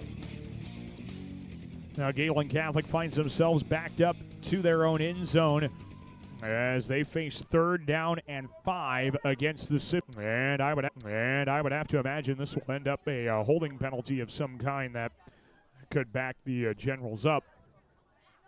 When you see a lot of scrambling and things like that, that's when holding penalties really start to become a much more prevalent issue. And we do have a hold against Sibley-Ocheyedan. And that is 10 yards. And it will be a 3rd down and much longer here for Sibley-Ocheyedan. Let's back them up to the 16-yard line of Gehlen Catholic. And so the Jays get a little bit more space to operate in between the goal line and the line of scrimmage, but it's still 3rd down and 15 for Sibley-Ocheyedan in the red zone at the Gehlen 16-yard line. 2 receivers either side. Kaufman out of the shotgun. Snap back to him. Drops back to pass. He rolls to his right. He's looking to throw. Now he looks to chuck it to the back of the end zone. Leaping grab made. Dawson Krakis for a Sibley-Ocheyedan touchdown. Now that was a jump ball, and Krakis won the battle. It is the 2nd time those two have hooked up for a touchdown tonight, and it's 34-14 Sibley-Ocheyedan early in the 4th quarter of play. Hunter Kaufman with his 2nd touchdown pass. It finds Dawson Krakis for the 2nd time tonight. And Sibley-Ocheyedan trying to make this a 21-point contest with the point after try pending. Douglas Macias will line up to put this one through the uprights for the Generals. Snap and spot are good. The right-footed kick. High end over end, and it is good inside the right upright. Well, your score with 11:45 to go in this 4th quarter. It's Sibley-Ocheyedan 35, Gehlen Catholic 14. Back with more of our Gehlen Catholic football coverage after this here on KLEM. Hi, this is Julie Hurt with Century 21 ProLink in Lamar's, your local real estate expert dedicated to results. Whether buying or selling a home, call me, Julie Hurt, with Century 21 ProLink in Lamar's at 540-7757. That's 540-7757. Lamar's Agri-Center, your local source for top-performing Kent feed products, bulk grass seed, bulk bird seed, lawn care essentials, dust control solutions, and much more, all accompanied with exceptional service. The Lamar's Agri-Center, your source for everything that grows. This is Jeremy Schindler, head coach for the Gehlen Catholic football team. You're listening to Jays Football on 1410 AM, 96.9 FM, KLEM. We welcome you back to Sibley and the Sibley-Ocheyedan High School football field. Daniel Versteg with you on KLEM. It's been a rough second half for the Gehlen Catholic Jays, who trail Sibley-Ocheyedan 35-14. The Generals have scored 21 unanswered here in the second half. It's a right-footed pooch kick. This one fielded at the 26-yard line. Marshall Sievers runs it up the left numbers, and a hard hit at the 34. Sievers goes down on the play. And the hard hit made there by Avery Maker, the sophomore. And Gehlen Catholic will have the ball with 11:41 left to play in this game. And they will have the football at their own 34-yard line.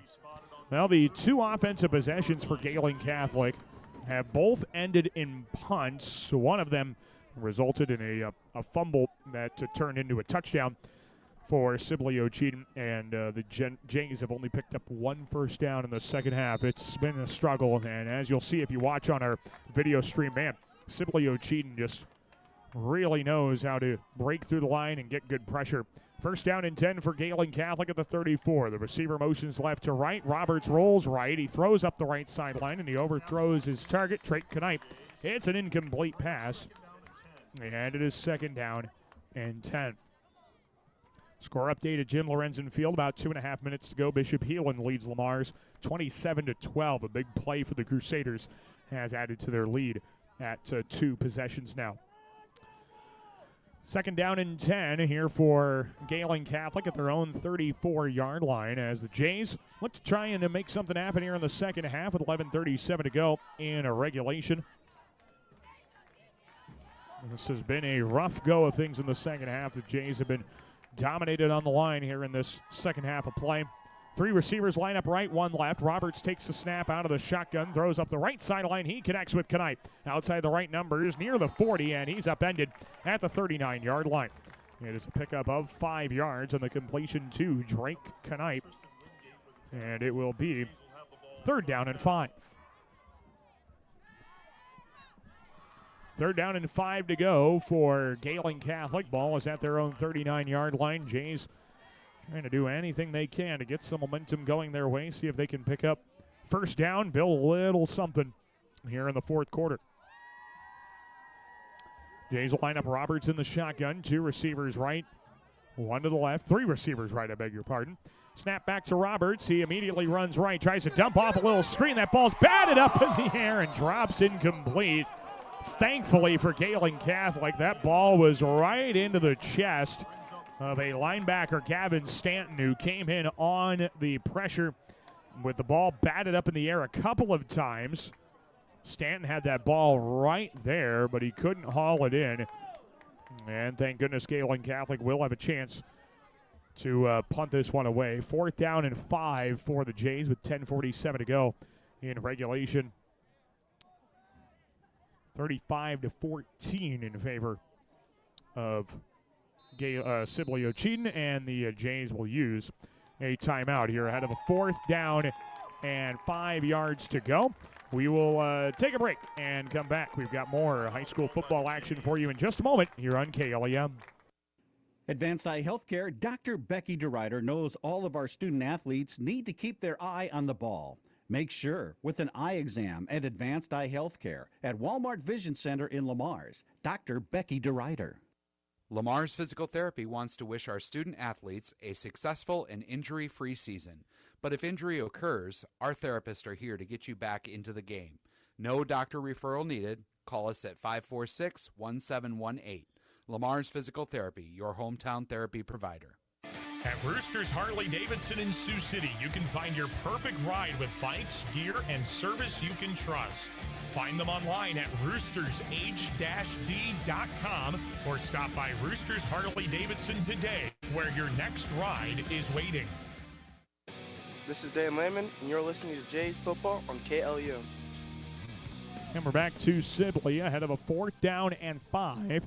Here with 10:47 left to go in regulation. Gehlen Catholic trailing Sibley-Ocheyedan 35-14, and the Jays will line up to go for it.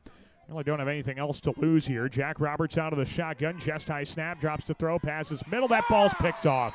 Tristan Wingate comes there in coverage. He slides and makes the interception about the 49-yard line of Gehlen Catholic. And it'll be a turnover once again for the Jays. Sibley-Ocheyedan a chance to really finish the job here.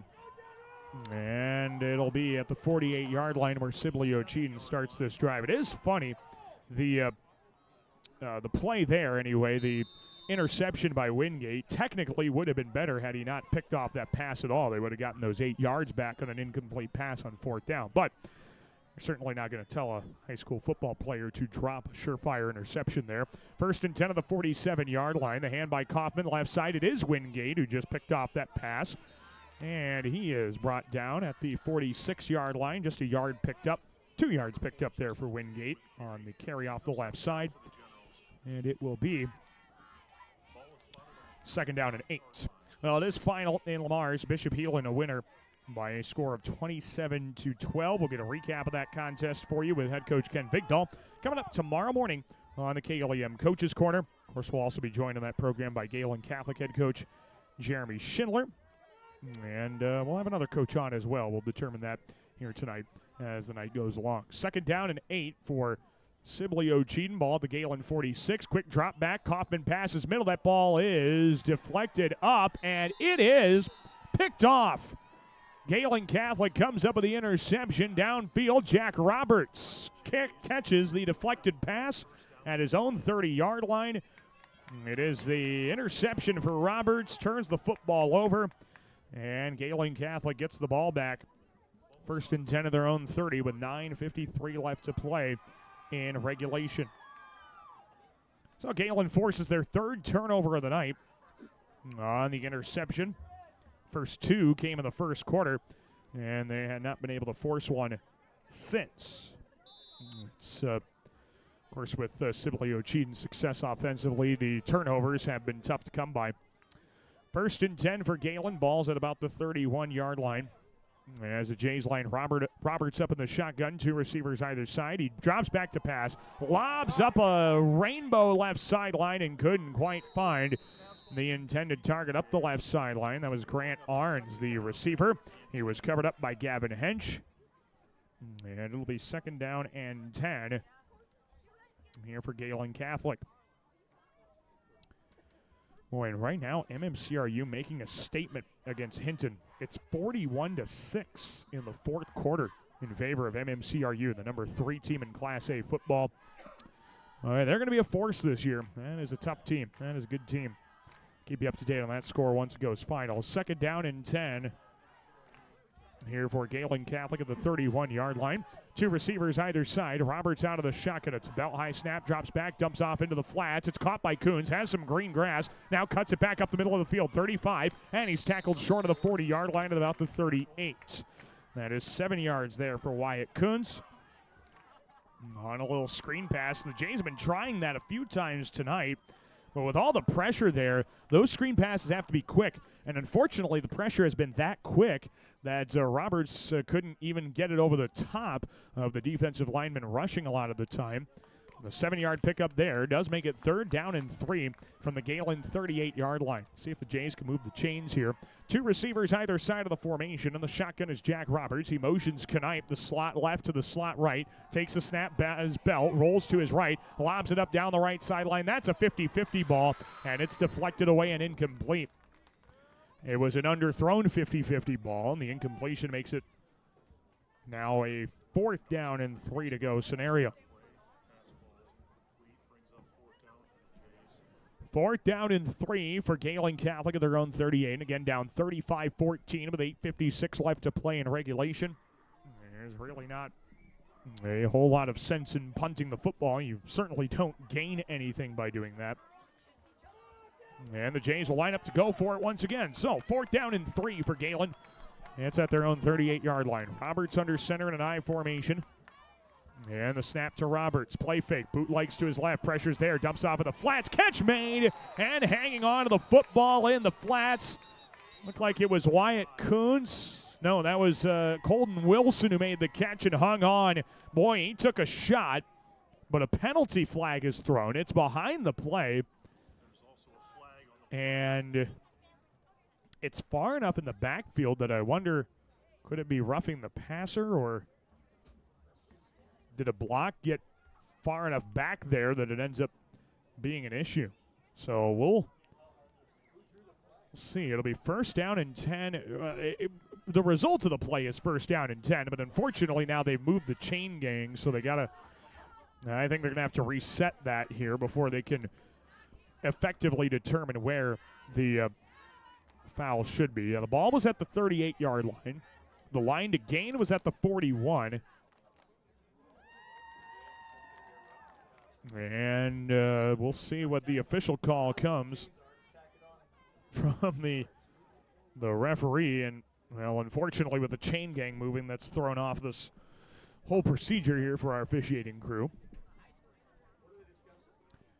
Gehlen Catholic trailing Sibley-Ocheyedan 35-14. Now we're going to get the officiating call. It is a 15-yard roughing the passer penalty. And it'll be a first down for Gehlen Catholic. And they're going to mark that off from the original spot of the play. So 15 yards on that roughing the passer penalty gets Gehlen Catholic up to the Sibley-Ocheyedan 48-yard line. Yeah, I would have to imagine that should have been added on to the end of the play, but especially with a completed pass. But they're going to only give the Jays 15 yards from the line of scrimmage. And I think Jeremy Schindler is wondering, hey, why does that penalty not tack on to the end of the play? And he gets the referee's explanation on it. Not sure if he's super in agreement with the explanation he got, but nevertheless, it's first down and 10 from the Sibley-Ocheyedan 48-yard line. Jays are in enemy territory here. 8:48 to go here in this ball game. Gehlen trailing Sibley-Ocheyedan 35-14.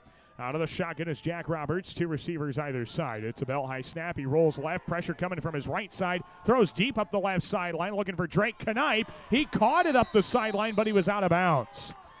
He couldn't quite keep that back foot in bounds before bringing the other one down. It is an incomplete pass, and it is second down and 10. Now, a good ball there thrown by Roberts. He threw it where the only person that could catch it was Drake Knipe. That's what you want on a deep ball like that. Second down and 10 for Gehlen at the Sibley-Ocheyedan 48-yard line. It is 35-14. Generals lead it. 8:39 to go in this ball game. And it's now second down and 10 for the Jays at the General 48. Three receivers, right, one left. The shotgun snap to Roberts. Deep drop. Pressure from the left side. Dumps it off of the flat. Catch made by Coons. Evades a tackler up the right sideline. He's across the 45 and stopped right at the 45-yard line just to pick up a 3 for Wyatt Coons on the play. And it is third down and 7 on the little dump off there to the running back, Coons. Third down and 7 for Gehlen Catholic, just trying to make something happen. Again, the comeback looks to be tough to come by here, but you want to prove to yourself at least that the second half you can put something together. And that's the interesting thing about these first two games for Gehlen. In the first game, the second half was the better half. Tonight, it was the first half. Third down and 7, play clock's down to 1. They get the snap off. That is Carson Schecker, the quarterback, as he hands up the middle. And a yard loss on the play to the running back Wyatt Kuntz, who carried the football. No, Easton Spangler carried the ball, I beg your pardon. A yard loss there, and there was nowhere for him to go. And the yard loss makes it fourth down and 8. And again, that was Carson Schecker that took the snap, the backup quarterback, the sophomore for Gehlen Catholic. Trying to give him some reps and see what he can do with the offensive controls. 7:55 to go. Jays down 35-14. And here's Schecker standing in the shotgun. Two receivers either side. He quick drops, throws right, and throws out in front of Wyatt Kuntz. Incomplete pass. And it is a turnover on downs on 4th and 8. And Sibley-Ocheyedan gets the football back with 7:47 left to go in regulation. Again, your score in this one, it is Sibley-Ocheyedan 35 and Gehlen Catholic 14, as the Generals will have the football at their own 46-yard line. Well, coming up at the end of the contest, we'll bring you some post-game stats, get you some scores of note from around the area, and we'll wrap up our broadcast from Sibley. That's all coming up in our post-game coverage tonight. And that will get started in about 7 minutes and 47 seconds of game action. Under center is Hunter Kaufman. He turns and gives to his back and carrying up the middle for a big gain across midfield. Up to the 45-yard line and deep into Gehlen territory to the 43. That is Gavin Hench once again on the run, man. He's ran the football well for Sibley-Ocheyedan. 11 yards on the play, and it's another Sibley-Ocheyedan first down as they just continue to chip away at the Gehlen Catholic defense as they've done all throughout the night. 1st and 10 at the Gehlen 43-yard line. Under center once again is Roberts. 2 tight ends either side. He takes the snap. He gives right. Hens tries to cut it back left. He's wrapped up, and he's brought down for a loss in the backfield. That was Nathan Kolbeck, who came in nicely and made the stop for a loss. No, they're going to say no gain on the play, as Hench was somehow able to fight his way back to the line of scrimmage. No pickup. It'll be 2nd down and 10 for Sibley-Ocheyedan. Now, it has gone final. MMCRU does win over Hinton 41-6. Big win there in non-district action for MMCRU football. And the Royals look to be once again a very formidable opponent here in Class A. 2nd down and 10 from the 43 of Gehlen Catholic. Under center is Kaufman. And he takes the snap. It's a 5-step drop. He looks to throw right outside. It is caught up. The right numbers across the 40. Wingate trucks a defender, and he is dragged out of bounds on the right sideline at about the 33-yard line. They'll spot him at the 34. And that is just a pickup of 9, but is a well-earned 9 yards for Tristan Wingate. Well, they might give him the 10 he needs. Yeah, they are going to give him the 10 to the 33, and that's going to be a general first down, I would have to imagine. Oh, boy, no, just a foot short. 3rd down and 1 on a 10-yard pickup there by Wingate. So it's 3rd down and about a foot to go. As Kaufman goes under center, single back of the backfield, 2 tight ends either side. He takes the snap, pitches it right, and we have a whistle.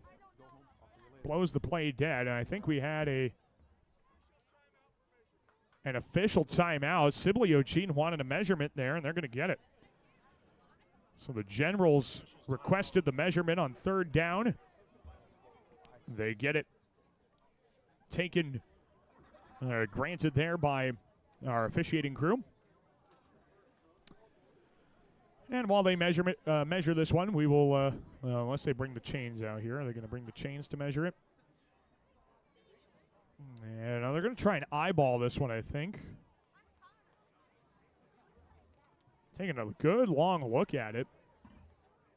And now they are going to bring the chains out there. So they'll bring the chains out. We'll be back after this here on KLEM. Every day is game day when you feel your best. At Game Day Men's Health in Dakota Dunes, they help you boost energy, build muscle, and reclaim your edge. Get your testosterone checked today and visit GameDayMen'sHealth.com for more.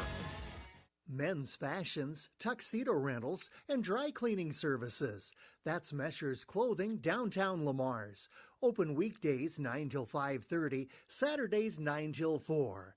See Chad for all your fashion needs. That's Mesher's in the middle, downtown Lamar's. This is Lane Knipe, and you're listening to Jay's Football on KLEM. We welcome you back to our coverage of Gehlen Catholic football tonight here on KLEM Lamar's. Online audio is found at KLEM1410.com. A video stream found as well on the KLEM Radio YouTube channel. It is Sibley-Ocheyedan 35 and Gehlen Catholic 14 in a second half that, well, the Generals have just dominated, especially in the trenches, and that's been the biggest thing here for Sibley-Ocheyedan here tonight. They line up on 3rd down and short, and the little quarterback keeper by Kaufman. He bounces off the right side and picks up a big first down up ahead of the 25-yard line. That's going to be a pickup of 8, and Sibley-Ocheyedan has another first down here, driving the football deep into Gehlen territory at the 25. 5:35 left to go in the game. The Generals, have to imagine they're trying to take this clock down as much as they can, try and limit the amount of plays they have to run here to put this game to bed. Kaufman under center, and he pitches it left. That is Seiler once again. Levi Seiler up the left seam, and he's across the 20, just down inside the red zone of the 19-yard line. It's a pickup of 6 for Seiler. He's 2nd down and 4, and a Gehlen Catholic player is down after the play. He does pop up quickly. Nathan Kolbeck wants to try and stay in this game, but our referee did blow the whistle to stop the play, so they have to get him off of the field here with 5:10 to go. Second down and 4 here for Sibley-Ocheyedan. Ball will be at the Gehlen 19-yard line, and after the injured player, Nathan Colbeck, gets off the field, we'll resume action. Gehlen Catholic back at home for homecoming next week. They'll host Sioux Central, and we'll, of course, have coverage of all the Gehlen homecoming festivities on Friday. Stay tuned right here to KLEM. We'll pass along all the links, the times, all the kind of good stuff that you need to pay attention to Gehlen Catholic homecoming coming up on Friday. And, of course, the Jays take on Sioux Central at Jim Lorenzen Field in Lamars. Second down and 4 for Sibley-Ocheyedan. Ball at the Gehlen 19-yard line as they look to try and finish this game with a bang once again. It is the snap here to Kaufman. He drops back to throw as time. Lobs it up toward the left sideline. Leaping try and unable to bring it in up the far sideline. That pass is incomplete. As the intended target down there, it looked like it was Krakis once again. Either way, it's incomplete, and it's third down and 4 for Sibley-Ocheyedan. Actually, I think it was Tanner Grease, the tight end. They've been looking to him a lot, and he's going to be a tough tight end. He was honorable mention all district last year, but already making a good argument to be one of the top tight ends in Class A District 1. 4:37 left to go in the ball game. 35-14 Sibley-Ocheyedan. And here is third down and 4 for the Generals at the Gehlen 19. Snap back, pitch play right, and running off the right side there for Sibley-Ocheyedan is Levi Seiler. He's hit out of bounds, short of the 15. He's out at the 16-yard line. That is a pickup of 3 yards for Seiler. It'll be fourth down and 1 for Sibley-Ocheyedan at the Gehlen 16-yard line. So another chance for the Generals to try and keep their drive alive with 4:29 to go. And a 35-14 Sibley-Ocheyedan lead. Fourth down and 1 for the Generals. The ball is at the Gehlen Catholic 16-yard line.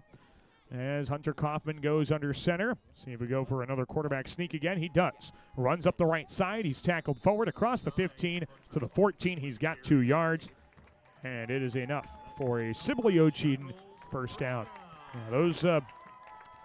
Yeah, those quarterback sneaks, they've been effective here tonight. And the Generals have really not wasted any time when it comes to pulling the trigger on that play call either. On fourth down and 1, they convert another first down run on a quarterback sneak. So first down and 10 for Sibley-Ocheyedan. The ball at the Gehlen Catholic 14-yard line. Under center once again is Kaufman. He drops back to pass, rolls to his right toward the right numbers at the 20. Now a jump pass up the right sideline. Diving try on a deflected ball, and that pass did come in incomplete. Dawson Krankus nearly had a tip drill reception, but couldn't quite bring that one in as he was diving head first.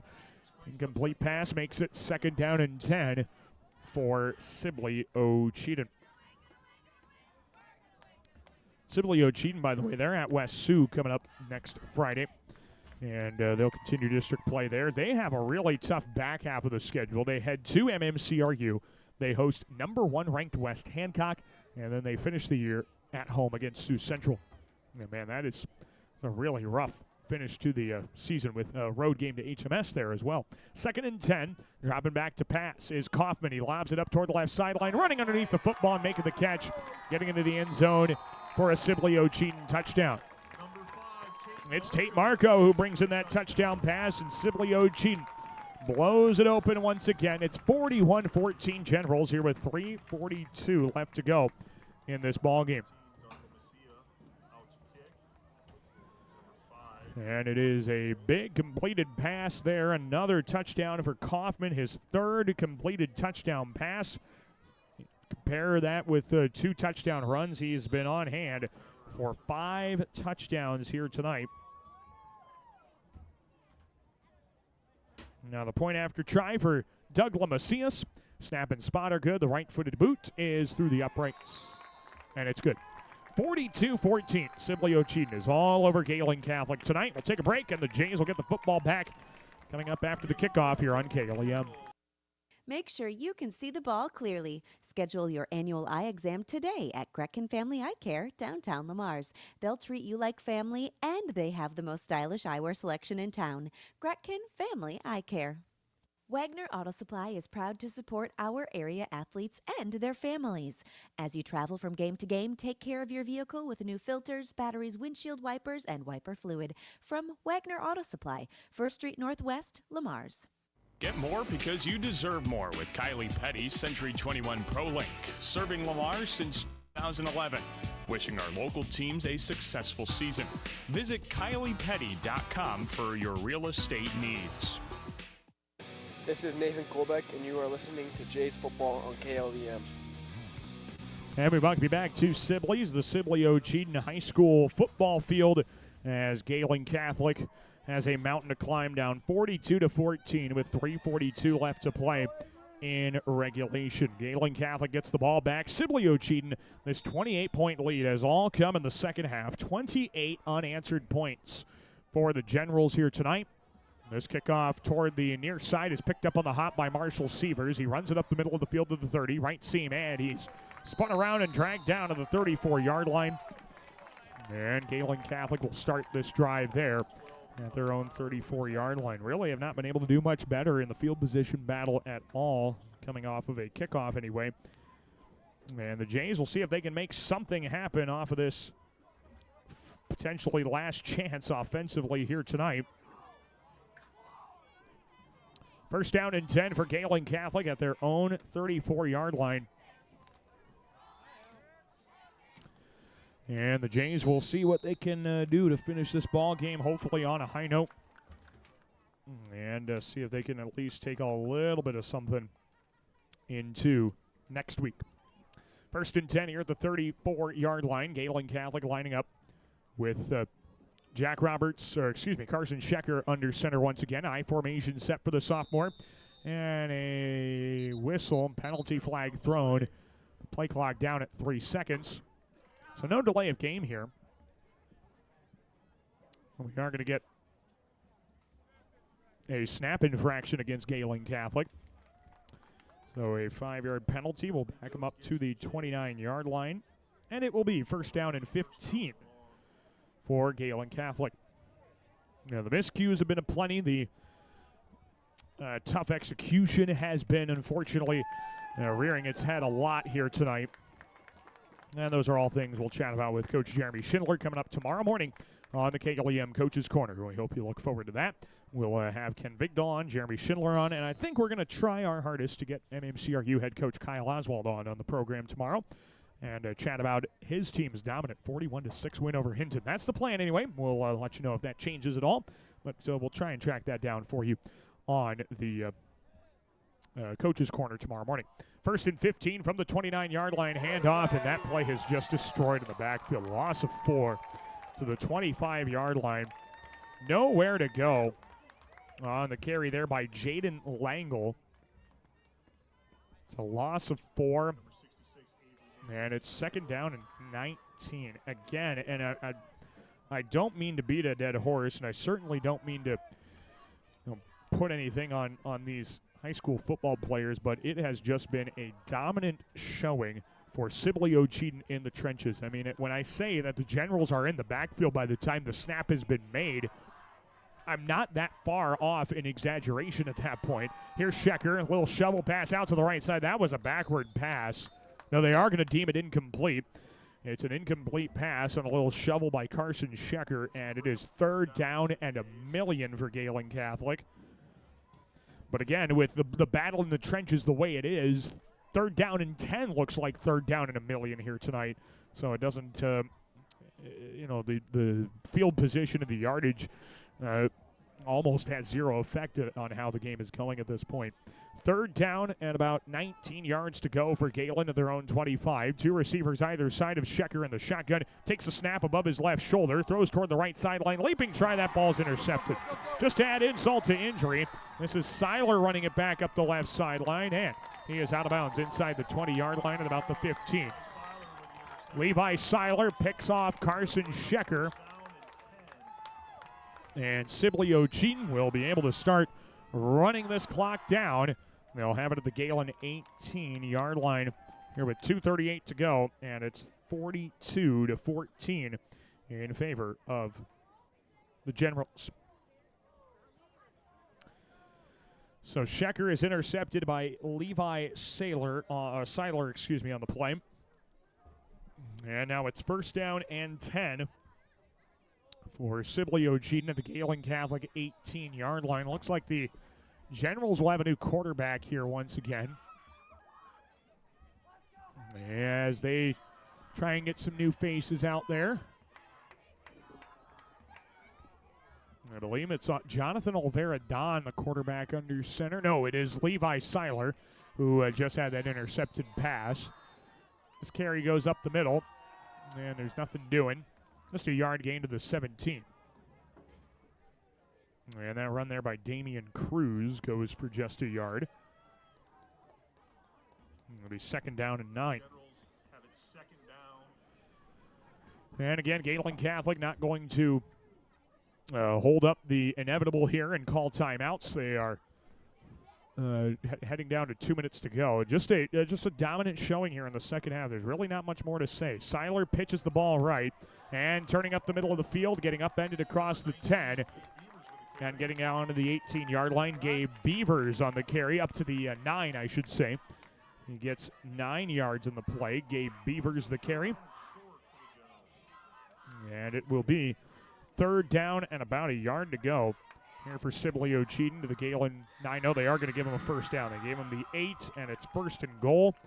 Sibley-Ocheyedan lines up on first and goal at the 8. Levi Seiler, the shoulder high snap. It's a quarterback draw. He carries off left tackle, up across the middle of the field to the 5, and he is stopped short of the goal line at the 1. It is a 7-yard gain for Seiler. And it is second down and goal from the 1 with 1:13 to go. And for these second stringers, these snaps are valuable, but you'd probably prefer seeing them just take a couple knees here and putting this one away. Minute to go. Seiler in the shotgun. He's going to keep up the middle, and he lowers his shoulder, dives headfirst into the end zone for a Sibley-Ocheyedan touchdown. And it's 48-14 as Sibley-Ocheyedan just pours it on here. 48-14 Generals lead on the Levi Seiler touchdown run here with 51 seconds left to go in regulation. And the Generals will line up for a point after try with Doug Lamasias, their senior kicker, who's been perfect on point after kicks here tonight. And we'll see if he can put the cherry on top here. Here comes the snap, the spot, the right-footed kick. It is through the uprights. It's good. 49-14. 35 unanswered points here in the second half for Sibley-Ocheyedan. Generals lead it 49-14. Back after this on KLEM. Success is born of skill and team. Like the teams playing, CNOS has combined award-winning skill and teamwork into the premier medical facility in the region. For the areas of joint, bone, muscle, nerve, and brain are treated with the skills of comprehensive care from a team of highly trained experts. And CNOS takes care of many of the student athletes in Siouxland. CNOS is proud to bring you this game. Go to cnos.net to learn more. From playtime to game time, Launchpad Children's Museum fuels young imaginations while our hometown sports teams inspire the next generation of champions. Best of luck to our area teams from Launchpad Children's Museum. This is Kane Kearns, and you're listening to Jay's Football on KLEM. And we're back to Sibley, the Sibley-Ocheyedan High School football field. Daniel Versteg with you on KLEM. It's been a second half of nightmare fuel for Gehlen Catholic. The Jays trail Sibley-Ocheyedan 49-14 in the district opener. And Sibley-Ocheyedan will line up to boot this one away. And the Jays will probably get a chance to run just a couple plays here. But the running clock will immediately take effect at the end of the kickoff. Spangler muffs the kickoff. Sibley-Ocheyedan's on it. Well, if there was any more unfortunately fitting way for this game to end, that is how it is done. A muffed kickoff. Sibley-Ocheyedan falls on it at the 32-yard line. And Sibley-Ocheyedan will now have a chance to knee this one out. 49-14 the score. The clock can wind. It is a running clock scenario, so they will only have to snap it once and knee this one out. Things were looking good at the halftime break. Jays were able to force some turnovers, make things happen offensively. But Sibley-Ocheyedan puts up 35 unanswered points in the second half. And this ball game will be over. 49-14, the final score. Sibley-Ocheyedan starts district playoff with a win. They are 1-1 overall, 1-0 in the district. Gehlen drops to 0-2. They're 0-1 in district play. Take a break and be back with post-game coverage in just a few minutes. You're listening to Gehlen Catholic Football right here on KLEM.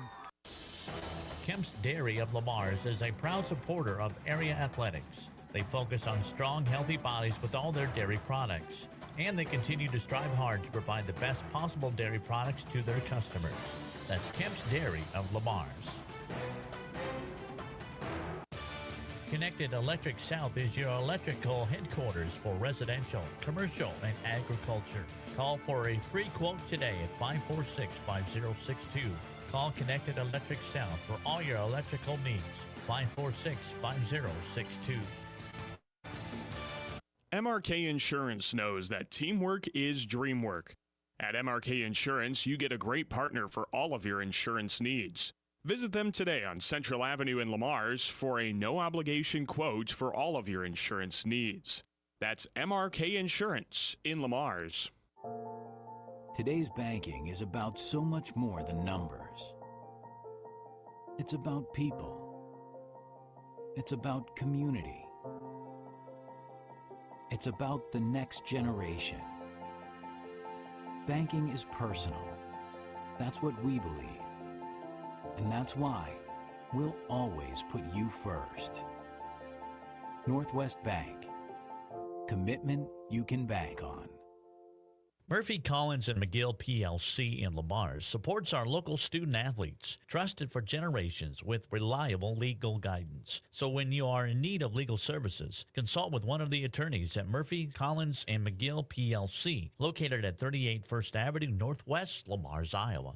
Certified public accountants Cruz & Cruz extend their support to all the athletes and remind everyone, in the spirit of sports, participation is more important than winning. Cruz & Cruz Accounting, proud to be a sponsor of KLEM Sports. Hi, Jessica G. Well, hello, Libby Lexus. I'm so excited to get the spa treatment at Easy Clean Car Wash. My owner knows how much I love the soft water. Oh, and the quick massage just makes my bumpers tingle. And the blow dry is to die for. It always leaves my exterior sleek and shiny. My owner bought me a year pass so I can have the spa treatment anytime I want. Hey, ladies. Ooh, nice tires. Oh, Mickey Mustang, you're such a player. Easy Clean Car Wash. Give your car the spot treatment today. 12th Street east of Hy-Vee, Lamar's. Gehlen Catholic School, excellence in education, leadership through Christ. For information, check their website at GehlenCatholic.org.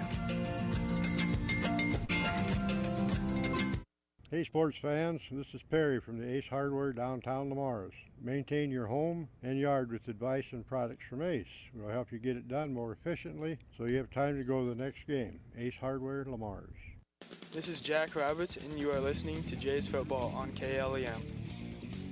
Well, rough night for the Gehlen Catholic Jays. Started off strong. The Jays were tied with Sibley-Ocheyedan at 14 apiece at the halftime break. But the Generals go on to score 35 unanswered points and win this ball game by a margin of 49-14. So Sibley-Ocheyedan's now 1-1 overall, 1-0 in district play. Gehlen Catholic drops to 0-2 and 0-1 to start district play. Again, not really much to recap in the second half, especially positively for the Jays.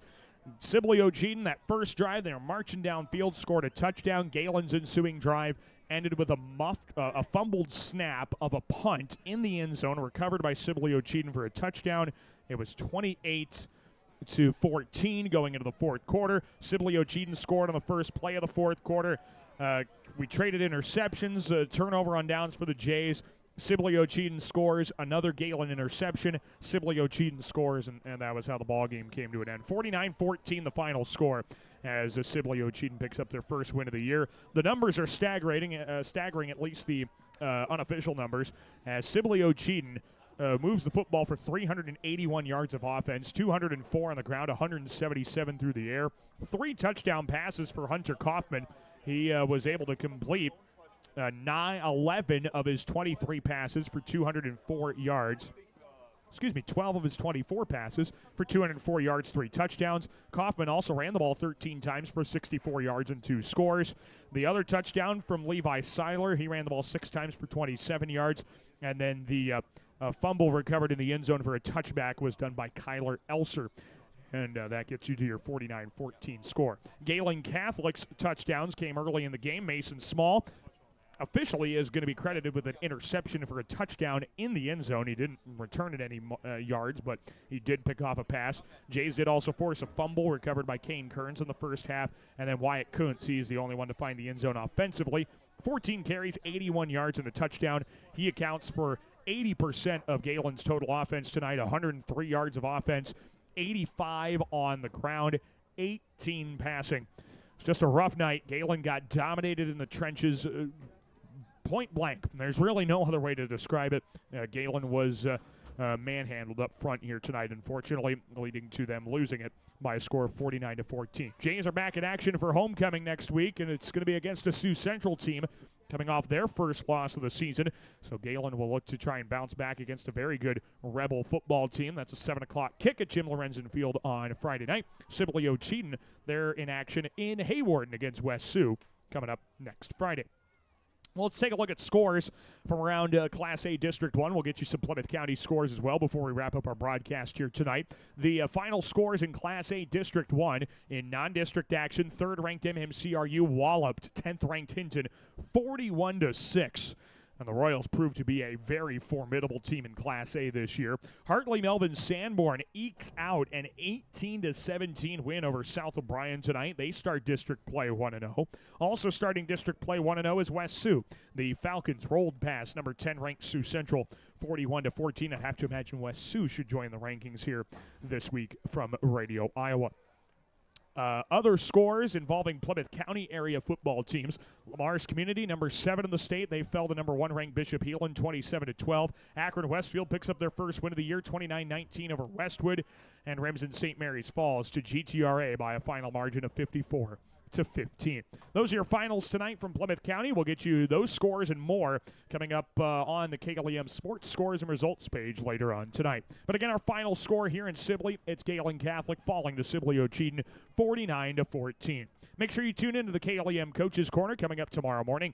We'll have plenty of chats recapping Week 2 around Plymouth County and high school football. Thanks for tuning in. For all of us at KLEM Radio, for Nick Gengler running our video stream, I'm Daniel Versteg. You've been watching and listening to Gehlen Catholic Football right here on KLEM Lamar's. Good evening, everyone.